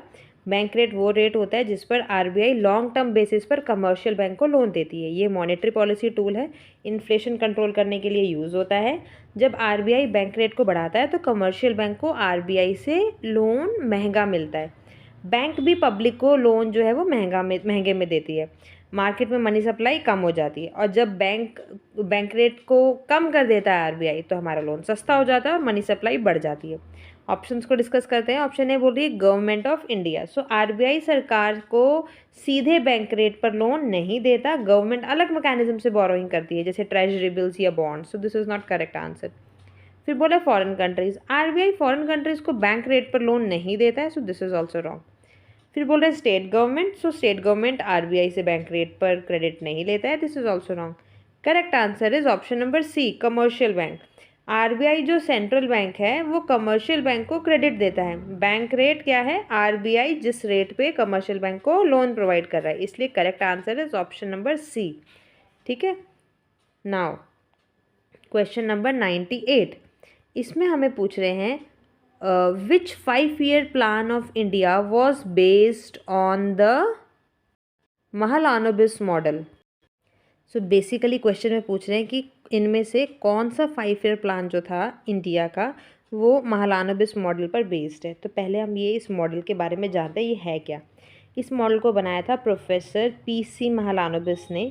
ये मॉडल हैवी इंडस्ट्री पे जोर देता था, लॉन्ग टर्म इकोनॉमिक ग्रोथ के लिए कैपिटल गुड्स इंडस्ट्री को प्रायोरिटी देता था। इस मॉडल के मेन थॉट्स क्या थे कि पहले मशीनें बनाओ, फिर जो भारी व्यापार है हमारे जैसे स्टील, मशीनरी, पावर, इनको विकसित करो, फिर उससे फ्यूचर में ज़्यादा प्रोडक्शन होगा, इसलिए इसे हैवी इंडस्ट्रियल स्ट्रैटेजी भी कहते हैं। ठीक है, अब ये देखो जो इनको ऑप्शंस हमें दिए हुए हैं, इन ऑप्शंस में से पहले आपको पता भी होना चाहिए कि फर्स्ट ईयर प्लान में first 5 year plan, second 5 year plan, third 5 year plan और फोर्थ 5 ईयर प्लान में क्या क्या था। ऑप्शन ए में आपको बोल रहे हैं, सही आंसर तो वैसे इसका ऑप्शन नंबर बी है, पर फिर भी एक बार डिस्कस करेंगे हम लोग, ठीक है, ताकि आपको अच्छे से समझ में आए। ऑप्शन ए में बोला है फर्स्ट 5 ईयर प्लान। तो फर्स्ट 5 ईयर प्लान जो था ना, वो एग्रीकल्चर पर फोकस था, वो फूड प्रोडक्शन बढ़ाना इसके ऊपर फोकस करता था, वो इस मॉडल पे बेस्ड नहीं था, इसलिए ये करेक्ट आंसर नहीं है। फिर जो थर्ड 5 ईयर प्लान था ना, ये सेल्फ रिलायंस पे बेस्ड था, एग्रीकल्चर और इंडस्ट्री को बैलेंस करके चलने को बोलता था, तो दिस इज़ नॉट करेक्ट। फिर जो फोर्थ 5 ईयर प्लान था, ये ग्रोथ विद स्टेबिलिटी को फोकस कर रहा था और पॉवर्टी रिडक्शन पे ध्यान दे रहा था, तो इस पे नहीं था। फिर जो हमारा सेकंड 5 ईयर प्लान था ना, ये सही आंसर है, ये हैवी इंडस्ट्री पे फोकस कर रहा था और पब्लिक सेक्टर एक्सपेंशन पे जोर दे रहा था, और स्टील प्लांट्स, मशीन टूल्स, इनके ऊपर ज़्यादा प्रायोरिटी रखी हुई थी। सो ये मॉडल जो है वो इसी प्लान में यूज़ हुआ था, सो this is the correct answer. Okay, आप ऐसे याद रख लेना कि जो फर्स्ट प्लान था वो एग्रीकल्चर पे बेस्ड था, सेकंड प्लान जो था वो हैवी इंडस्ट्री पे बेस्ड था, थर्ड प्लान जो था वो सेल्फ रिलायंस के ऊपर बेस्ड था, और जो फोर्थ प्लान है वो पॉवर्टी रिडक्शन पे बेस्ड था। ठीक है, नाउ क्वेश्चन नंबर 99, इसमें आपको पूछ रहे हैं which is not one of the 4 main factor of production, मतलब इनमें से कौन सा 4 मेन फैक्टर ऑफ प्रोडक्शन नहीं है, वो बताना है आपने। तो सबसे पहले तो आपको ये पता होना चाहिए कि 4 मेन फैक्टर ऑफ प्रोडक्शन हैं कौन से। ये कौन से होते हैं? लैंड, लेबर, कैपिटल और एंटरप्रेन्योर। लैंड हमें पता है ज़मीन, लेबर्स जो होते हैं, कैपिटल हमारी मशीन्स, एंटरप्रेन्योर तो जो इन सबको ऑर्गेनाइज करता है। तो लैंड आपको बोला है तो यस ये तो होता है, लेबर भी होता है, फिर आपके पास क्या है, मैन्युफैक्चरिंग, ये भी है ना। फिर आपके पास आ रहा है कैपिटल, सो कैपिटल नहीं है, ये मेन फैक्टर नहीं है, इसलिए यही करेक्ट आंसर है हमारे पास। ठीक है, चलिए नाउ द लास्ट क्वेश्चन, ये हमें क्या बोल रहा है, what does the Lawrence curve represent. Lawrence curve क्या रिप्रेजेंट करता है? तो आपको लॉरेंस कर्व पे पूछ रहे हैं, तो पहले हम ये जानते हैं कि लॉरेंस कर्व क्या होता है। लॉरेंस कर्व एक ग्राफिकल रिप्रेजेंटेशन होता है जो इनकम या वेल्थ डिस्ट्रीब्यूशन को शो करता है। ठीक है, सो ये आपको बताता है कि किसी कंट्री या सोसाइटी में पैसा लोगों के बीच कितना इक्वल या अनइक्वल बांटा गया है। ठीक है, इसके ग्राफ में क्या होता है, ये आपका इस तरह का ये आपके पास ग्राफ रहता है। ठीक है, और ये आपको शो करता है कि एक तरफ यहाँ पर पॉपुलेशन का परसेंटेज दिखाता है, दूसरी तरफ यहाँ पे इनकम या वेल्थ का परसेंटेज दिखाता है। ठीक है, तो चलिए फ़िलहाल हम ऑप्शंस को डिस्कस कर लेते हैं। सारे ऑप्शंस में ऑप्शन नंबर ए में क्या बोल रहा है? ऑप्शन ए हमें बोल रहा है टैक्सेबल इनकम इलास्टिसिटी। सो इलास्टिसिटी का मतलब तो होता है रिस्पॉन्सिवनेस। टैक्सेबल इनकम इलास्टिसिटी बताता है कि टैक्स रेट चेंज होने पर टैक्सेबल इनकम कितनी चेंज होती है। सो ये तो फिलहाल हमारा गलत आंसर है। ऑप्शन बी आपको बोल रहा है relationship between the price of certain commodity and its demand. So ये कंसेप्ट जो है डिमांड कर्व से रिलेटेड है, इसका लॉरेंस कर्व से कोई लेना देना नहीं है, इसलिए ये भी गलत है। ऑप्शन डी बोल रहा है रेट ऑफ एम्प्लॉयमेंट। सो ये एम्प्लॉयमेंट या अनएम्प्लॉयमेंट रेट को शो करता है, मतलब कितने लोग एम्प्लॉयड हैं या कितने unemployed. Lawrence curve employment rate को मेजर नहीं करता है, ये सिर्फ इनकम इनइक्वालिटी को बताता है। तो इसलिए हमारे पास सही आंसर क्या रहेगा? Option number C, income distribution. Lorenz curve income या वेल्थ डिस्ट्रीब्यूशन को शो करता है, ये बताता है सोसाइटी के पास लोगों के बीच कितना इक्वली या अनइक्वली डिस्ट्रीब्यूट हो रहा है। ठीक है, याद रखना है एक्स एक्सिस पे क्या दिखाता है, पॉपुलेशन का परसेंटेज पुअर से रिच तक, और वाई एक्सिस पे क्या दिखाता है, इनकम का परसेंटेज। अगर सबको इक्वल इनकम मिले तो स्ट्रेट लाइन परफेक्ट इक्वालिटी होती है, अगर इनकम अनइक्वल हो तो कर्व जो है नीचे झुक जाता है, इसलिए सही आंसर आपके पास ऑप्शन नंबर सी है। ठीक है, ऑल राइट, अब हम करेंगे स्टैटिस्टिक का पोर्शन। तो चलिए क्वेश्चन नंबर 71 से शुरुआत करते हैं। 71 क्वेश्चन हमें पूछ रहा है secondary data is primarily sourced from. Secondary data कहाँ से सोर्स होता है? Original research studies, publicly available databases, personal interviews या लेबॉर्ट्रीज एक्सपेरिमेंट्स। तो पहले तो ज़रा ये समझ लो कि सेकेंडरी डाटा क्या होता है। ये वो डाटा है जो पहले से किसी और ने कलेक्ट किया हुआ हो और हम उसे दोबारा यूज़ नहीं कर रहे हों। मतलब it is not first hand, it is already available data. ठीक है, so let us discuss the options once again. Option A में आपको बोला है original research studies. So original research मतलब रिसर्चर खुद डाटा को कलेक्ट कर रहा है। सो ये होता है primary data. So this option is not correct answer. फिर ऑप्शन बी में आपको बोला है पब्लिकली अवेलेबल डाटाबेस, जैसे census reports, government websites, journals, reports, मतलब डाटा ऑलरेडी कलेक्टेड है और पब्लिश्ड होता है। सो इसे हम सेकेंडरी डाटा कहते हैं and this is the correct answer. ठीक है, but still we will discuss option C and D as well, क्योंकि हमें पता होना चाहिए। ऑप्शन सी में आपको बोला है पर्सनल इंटरव्यूज। सो इंटरव्यू में रिसर्चर खुद क्वेश्चंस पूछता है, फ्रेश डाटा कलेक्ट होता है, इसलिए वो प्राइमरी डाटा होता है। फिर लेबॉर्ट्री एक्सपेरिमेंट्स हैं, यहाँ पर एक्सपेरिमेंट रिसर्चर खुद कंडक्ट करते हैं। ठीक है, तो डाटा न्यू जनरेट होता है, इसलिए ये भी प्राइमरी डाटा है। ठीक है, इसलिए करेक्ट आंसर आपके पास ऑप्शन नंबर बी है। आपने याद रखना है प्राइमरी मतलब first time you are collecting data first time, and secondary मतलब someone else has already collected the data. ठीक है, चलिए नाउ क्वेश्चन नंबर 72। इसमें हमें पूछ रहे हैं what is an example of primary data collection method.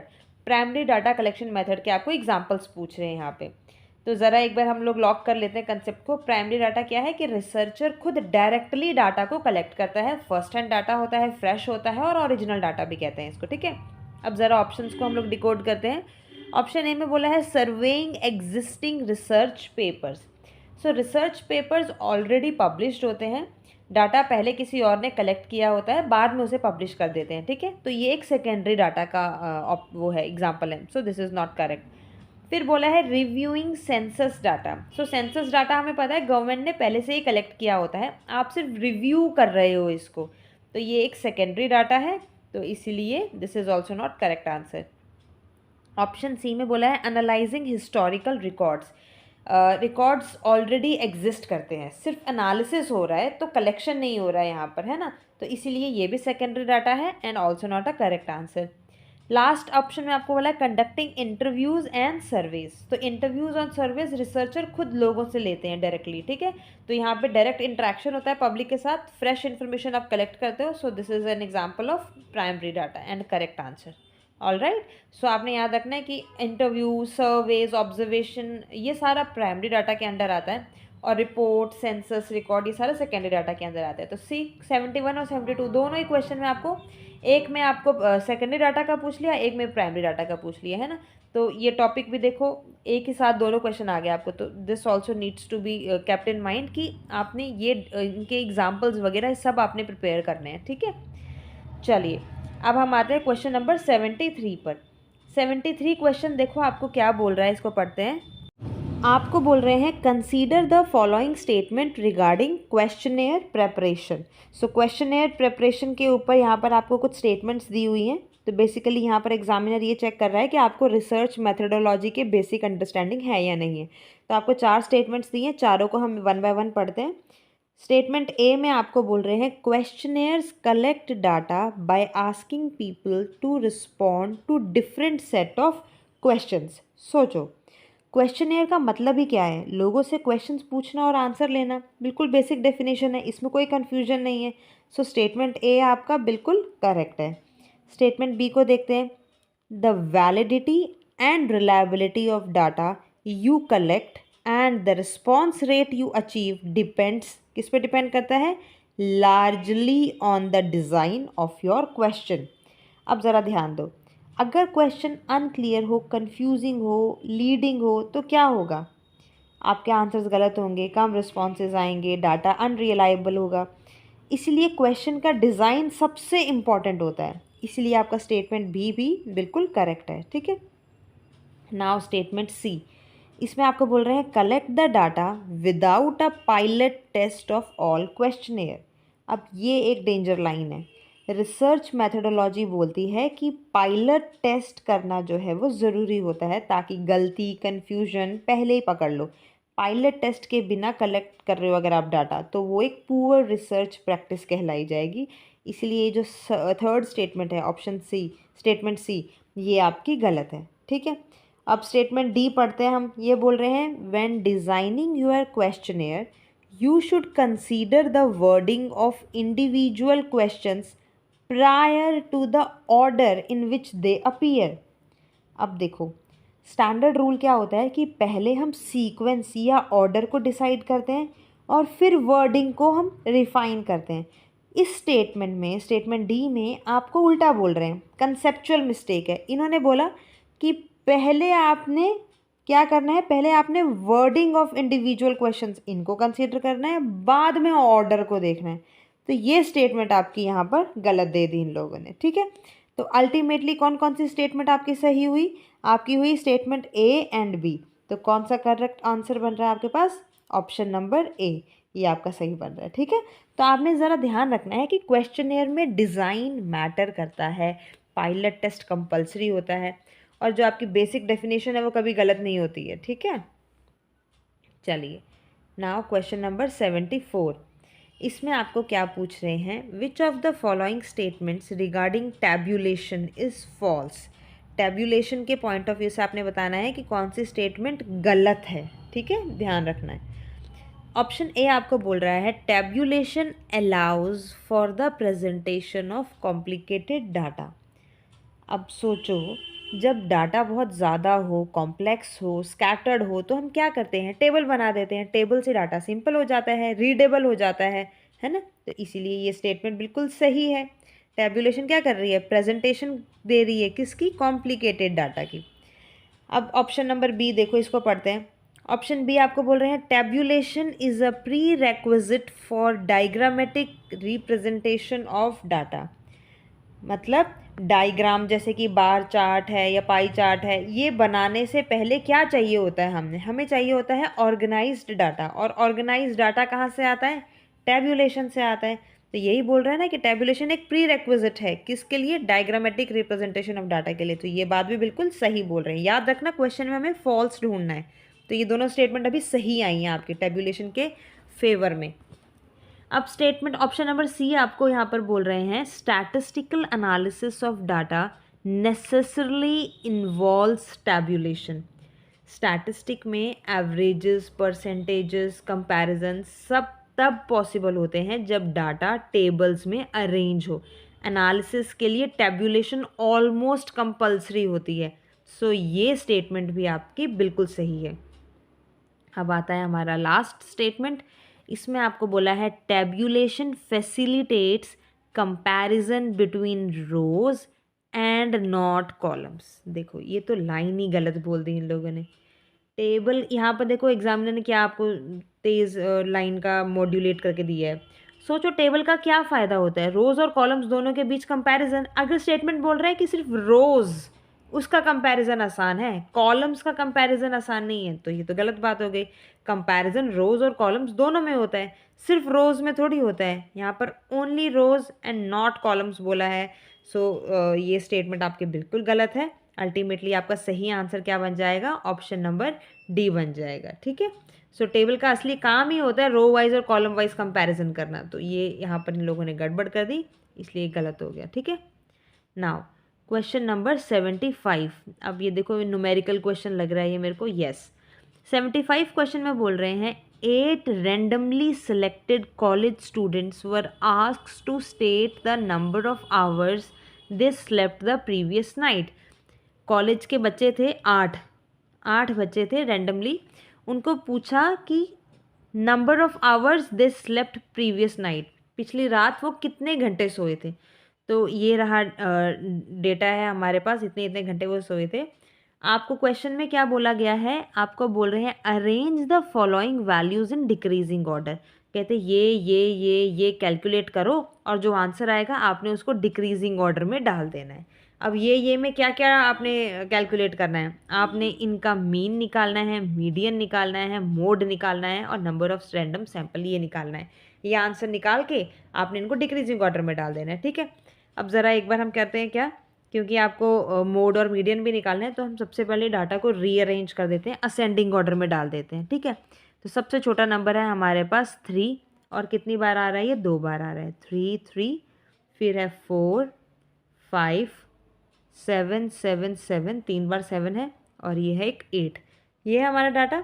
Total observation है हमारे पास 8। ठीक है, अब ज़रा मीन निकालते हैं। मीन निकालने का फॉर्मूला क्या होता है? Sum of all observation divided by number of observation. तो सबसे पहले इन सब का सम निकालेंगे मीन फाइंड आउट करने के लिए। तो 3 + 3 + 4 + 5 + 3 × 7 + 8, इन सब का एडिशन आपके पास आ जाएगा 44। डिवाइड किससे करेंगे? 8 से। नंबर ऑफ ऑब्जर्वेशन 8 है ना, तो ये आंसर हमारे पास आ जाएगा 5.5। मीन आ गया हमारे पास। अब इसके बाद हम निकालेंगे मीडियन। मीडियन कैसे निकालते हैं? नंबर ऑफ ऑब्जर्वेशन आपके पास है 8। 8 आपके पास क्या है? एक इवन नंबर है। तो इवन नंबर के केस में हम लोग मीडियन कैसे निकालते हैं? हम मिडल मोस्ट टर्म्स जो होती हैं उनका क्या करते हैं? एवरेज निकाल देते हैं। तो 8 है तो इसलिए आपको मिडिल टर्म जो है 2 आएंगी इवन होने की वजह से, 4 और 5th।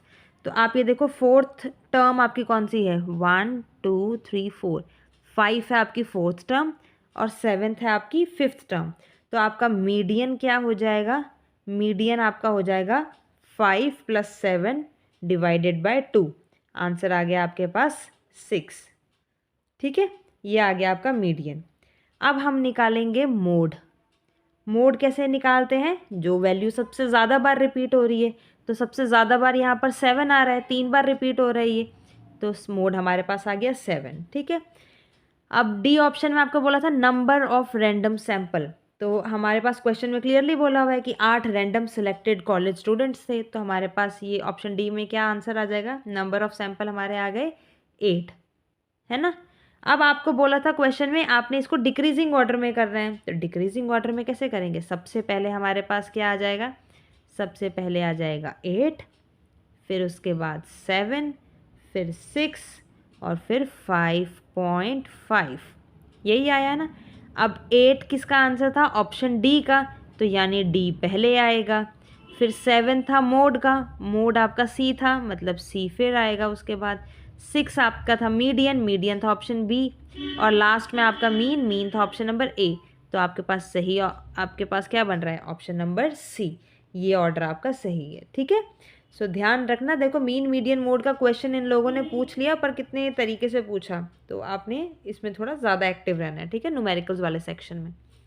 चलिए अब हम बढ़ते हैं क्वेश्चन नंबर 76 की तरफ। 76 क्वेश्चन में आपको पूछ रहे हैं, consider the following statements regarding probabilities. Probabilities पे बेस्ड ये स्टेटमेंट है, आपने इनको बताना है।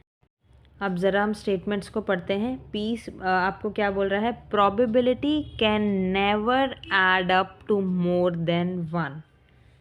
ठीक है, देखो प्रोबेबिलिटी का गोल्डन रूल क्या होता है कि टोटल प्रोबेबिलिटी का समेशन जो है वो मैक्सिमम 1 होता है, 1 से ज़्यादा कभी नहीं होता। सो अब statement number P is correct. Statement क्यों बोल रहा है? Probabilities of mutually exclusive events always add up to 1। Mutually exclusive events का मतलब क्या होता है कि इवेंट साथ साथ नहीं हो सकते। लेकिन ध्यान दो, जब तक इवेंट एक्सक्लूसिव ना हो तब तक सम एक होना ज़रूरी नहीं है। ठीक है, so always add up to 1 ये क्लेम देना गलत है। सो स्टेटमेंट क्यू आपकी रॉन्ग कंसीडर की जाएगी। स्टेटमेंट आर में बोल रहे हैं probabilities can never be zero. So impossible event की प्रोबेबिलिटी क्या होती है? ज़ीरो। सो प्रोबेबिलिटी ज़ीरो हो सकती है। सो स्टेटमेंट आर आपको गलत इन्फॉर्मेशन दे रहा है। नेवर बी ज़ीरो ऐसा नहीं हो सकता। ठीक है, अगर आपने कॉइन को टॉस किया और आपको बोलेंगे नंबर 6 आना चाहिए, तो प्रोबेबिलिटी तो ज़ीरो हुई ना। फिर एस स्टेटमेंट में बोल रहे हैं प्रोबेबिलिटीज़ आर ऑलवेज पॉजिटिव। सो यहाँ पर अगेन आपको ट्रैप में फंसा रहे हैं। बेसिक अंडरस्टैंडिंग आपकी चेक कर रहे हैं। नेगेटिव नहीं हो सकती है प्रोबेबिलिटी, ज़ीरो या पॉजिटिव हो सकती है। सो एग्ज़ाम लैंग्वेज में पॉजिटिव का मतलब लिया जाता है नॉन नेगेटिव। सो इस कंटेक्स्ट में आपका स्टेटमेंट एस जो है ये बिल्कुल सही है। ठीक है, सो अल्टीमेटली आपका स्टेटमेंट पी और एस ये सही होकर आया। क्वेश्चन में आपको यही पूछा है करेक्ट कौन सा है ये बताओ। हो सकता है यहाँ पे इनकरेक्ट भी पूछ लेते, इसीलिए स्टेटमेंट पढ़ना ही बड़े ज़रूरी है। सो पी एंड एस आपका सही है। सो ये आपके पास बन रहा है ऑप्शन नंबर ए में। सो this is the final answer. ठीक है, चलिए नाउ क्वेश्चन नंबर 77, अगेन ये मुझे न्यूमेरिकल क्वेश्चन लग रहा है। यस, 77 क्वेश्चन में आपको पूछ रहे हैं, in a class of 100 students every student must pick exactly one sport to play. 100 बच्चों की क्लास है, हर बच्चे ने एग्जैक्टली एक ही स्पोर्ट को सिलेक्ट करना है खेलने के लिए। एक बच्चा एक ही स्पोर्ट में जाएगा, ठीक है। अब आपको बोल रहे हैं 28 बच्चों ने फुटबॉल खेलने के लिए तैयार हुए, 27 बच्चे खो खो के लिए तैयार हुए, 33 बच्चे जो हैं वो वॉलीबॉल में जा रहे हैं, 12 बच्चे क्रिकेट खेलेंगे, 23 बच्चे क्रिकेट खेलेंगे, 23 बॉयज़, ठीक है, याद रखना यहाँ हर जगह स्टूडेंट था, यहाँ पर 23 स्पेसिफिकली बॉयज़ बोला हुआ है। 23 बॉयज़ ने क्रिकेट चूज़ किया, अगेन 13 बॉयज़ ने वॉलीबॉल सेलेक्ट किया। तो आपको बोल रहे हैं meanwhile out of a total 40 girls, तो आपको यहाँ पे देखो गर्ल्स टोटल 40 हैं, ये भी पता लग गया। 100 बच्चों में से 40 गर्ल्स हैं, तो मतलब बाकी के 60 जो है वो बॉयज़ हैं, ये इन्फॉर्मेशन दे दी इन्होंने। तो 40 गर्ल्स में से आपको बोला है कि 13 जो है वो खो खो खेल रही हैं, तो फिर आपको ये मैचिंग करनी है। तो ज़रा अपनी नोटबुक और पेन निकाल लो, एक बार हम इसका एनालिसिस कर लेते हैं लिख के, ठीक है। चलिए अब ज़रा हम क्या करते हैं ना, यहाँ पर ये जो स्टेटमेंट्स दिए ना, इनको स्टेटमेंट में से एक एक से वैल्यू निकालते हैं। सबसे पहले स्टेटमेंट में बोला है boys who play kho kho, ठीक है। तो सबसे पहले आप ये देखो कि आपको खो खो के टोटल प्लेयर्स कितने बोले थे। आपको बोला था 27 बच्चे जो हैं वो खो खो खेलते हैं, टोटल 27 जो हैं वो खो खो खेल रहे हैं, और गर्ल्स भी बताई हुई हैं कि 13 गर्ल्स जो हैं वो खो खो वाली हैं। तो अगर आपके पास गर्ल्स 13 हैं, टोटल 27 हैं, तो बॉयज़ यहाँ से पता चल जाएगा आपको। 27 में से 13 को माइनस कर देंगे, कितना आ जाएगा 14, यानी बॉयज़ जो है वो 14 है खो खो वाले। तो ए का ऑप्शन क्या बन गया, ऑप्शन नंबर 3। क्लियर हो गया ये। अब उसके बाद देखो दूसरी स्टेटमेंट में आपको बोला है गर्ल्स हु प्ले क्रिकेट। तो क्रिकेट के टोटल प्लेयर कितने हैं, क्रिकेट के टोटल प्लेयर दिए हैं आपको यहाँ पर 12 स्टूडेंट्स, टोटल जो हैं 12 बच्चे क्रिकेट खेलते हैं, ठीक है। उसमें से 23 बॉयज़ खेल रहे हैं, बॉयज़ कितने हैं 23। तो यहाँ पर आप देखो तो टोटल तो इन्होंने बच्चे 12 बताए हुए हैं और बॉयज़ बोले हुए हैं 23, तो ये तो बिल्कुल ही इम्पॉसिबल है, क्योंकि क्रिकेट में ही जब टोटल ही बच्चे 12 हैं तो बॉयज़ 23 कैसे हो सकते हैं। सो यहाँ पर क्लियरली प्रिंटिंग मिस्टेक है, लॉजिक के हिसाब से सोचा जाए तो अब हम क्वेश्चन को सॉल्व करना ही है, समझना ही है ना हमने कि इस तरह के क्वेश्चंस को कैसे सॉल्व करते हैं। तो चलो हम अजम्पशन बेस्ड पे चल लेते हैं, ठीक है। तो हमारे पास यहाँ पर जो बॉयज़ को 23 बोला हुआ है ना, हम बॉयज़ को 23 ना करके 10 अज्यूम कर लेते हैं, क्योंकि हमारा मकसद है क्वेश्चन कैसे सॉल्व होगा ये जानना, ठीक है। तो बॉयज़ आपके पास जो है वो 10 है जो क्रिकेट खेल रहे हैं, तो गर्ल्स कितनी आ जाएंगी, रिमेनिंग कितनी आ गई 2। तो ये देखो girls who play cricket option number 2। Basically ये क्वेश्चन में ही मिस्टेक है, बट हु केयर्स, हमें तो कंसेप्ट समझना है। अब नेक्स्ट आपको बोल रहे हैं बॉयज़ हु प्ले क्रिकेट। तो बॉयज़ हु प्ले क्रिकेट का तो हमने 10 पहले से ही अज्यूम किया था ना, तो ये हमने यहाँ पर 10 लगा दिया, ठीक है। इसीलिए अजम्पशन ही 10 रखी थी, क्योंकि यहाँ पर बॉयज़ ही 10 के साथ मैच कर रहा था, ठीक है। फिर हमारे पास फोर्थ स्टेटमेंट में पूछा है total number of boys. Total number of boys जो है वो हम लोगों ने पहले ही देख लिए थे कि हमारे पास 100 तो टोटल बच्चे थे और 40 उसमें से गर्ल्स थी, तो रिमेनिंग बॉयज़ हो गए 60। तो 60 हमारे पास यहाँ पर बॉयज़ आ गए, ठीक है। तो हो गए हमारे सारे ऑप्शंस मैच, तो इस हिसाब से ये हमारे पास करेक्ट आंसर रहेगा, ठीक है। Now let's move to question number 78। 78 question में आपको बोल रहे हैं an economist estimated that a commodity Y has a price index of 10। Y commodity का प्राइस इंडेक्स कितना है 10। कैलकुलेट कैसे किया है, calculated for 1993 and base year of 1990। So ये जो प्राइस इंडेक्स 10 आपके पास आया, ये कौन से साल का आया, ये है 1993 का, और बेस ईयर इन्होंने क्या रखा है 1990 को।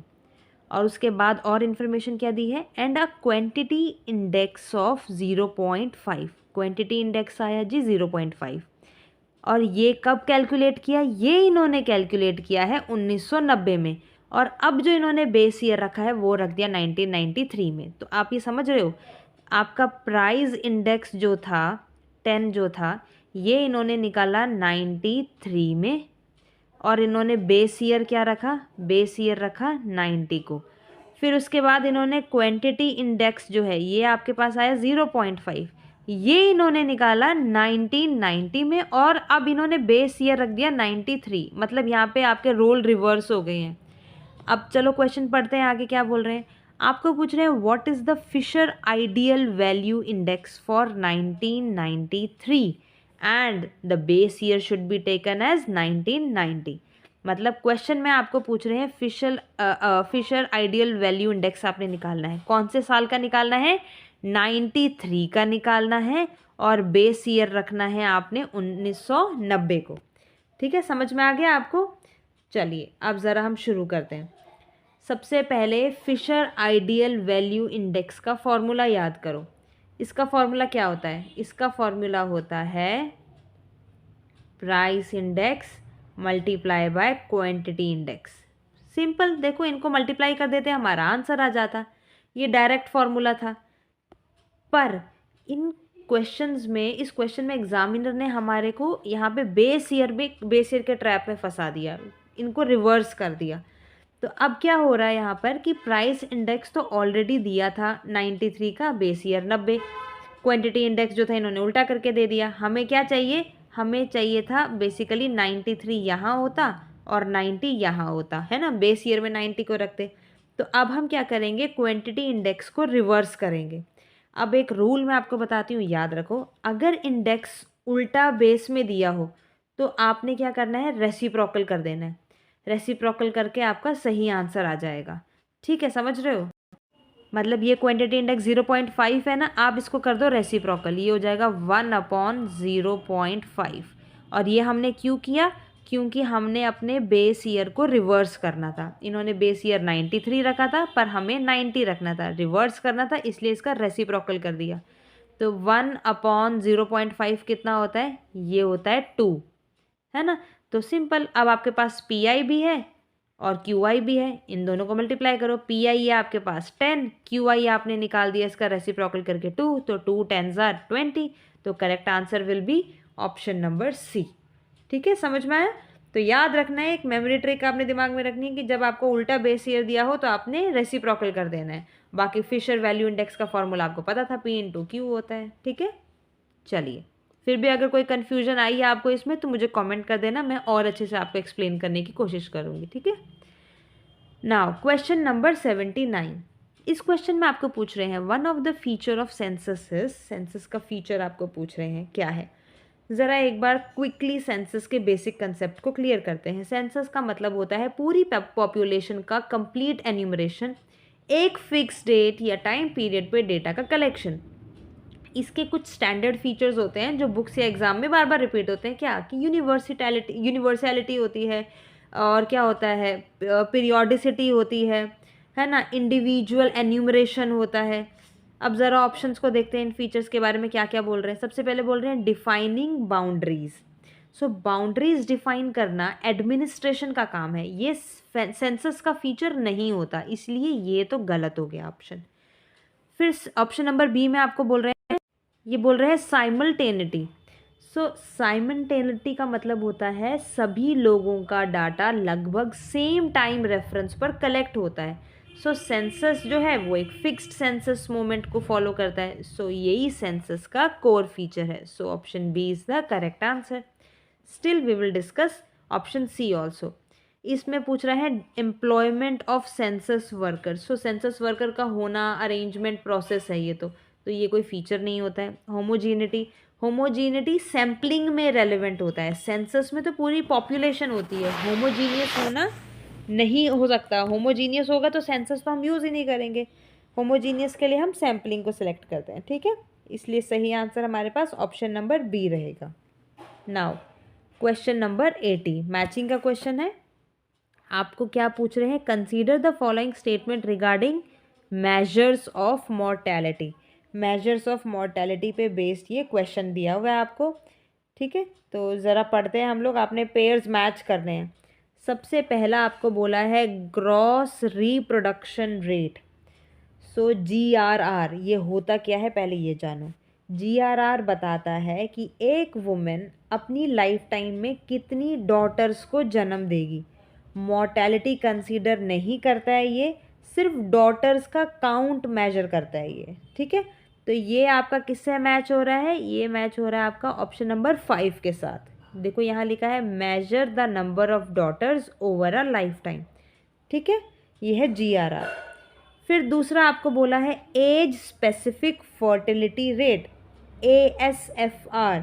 सो ASFR डिफरेंट एज ग्रुप्स में फर्टिलिटी को चेक करके बताता है।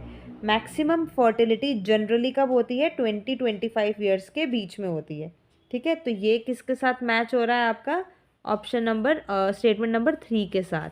क्या बोल रहे हैं, has model value between 20 and 25। चलिए अब हम पढ़ते हैं स्टेटमेंट नंबर C।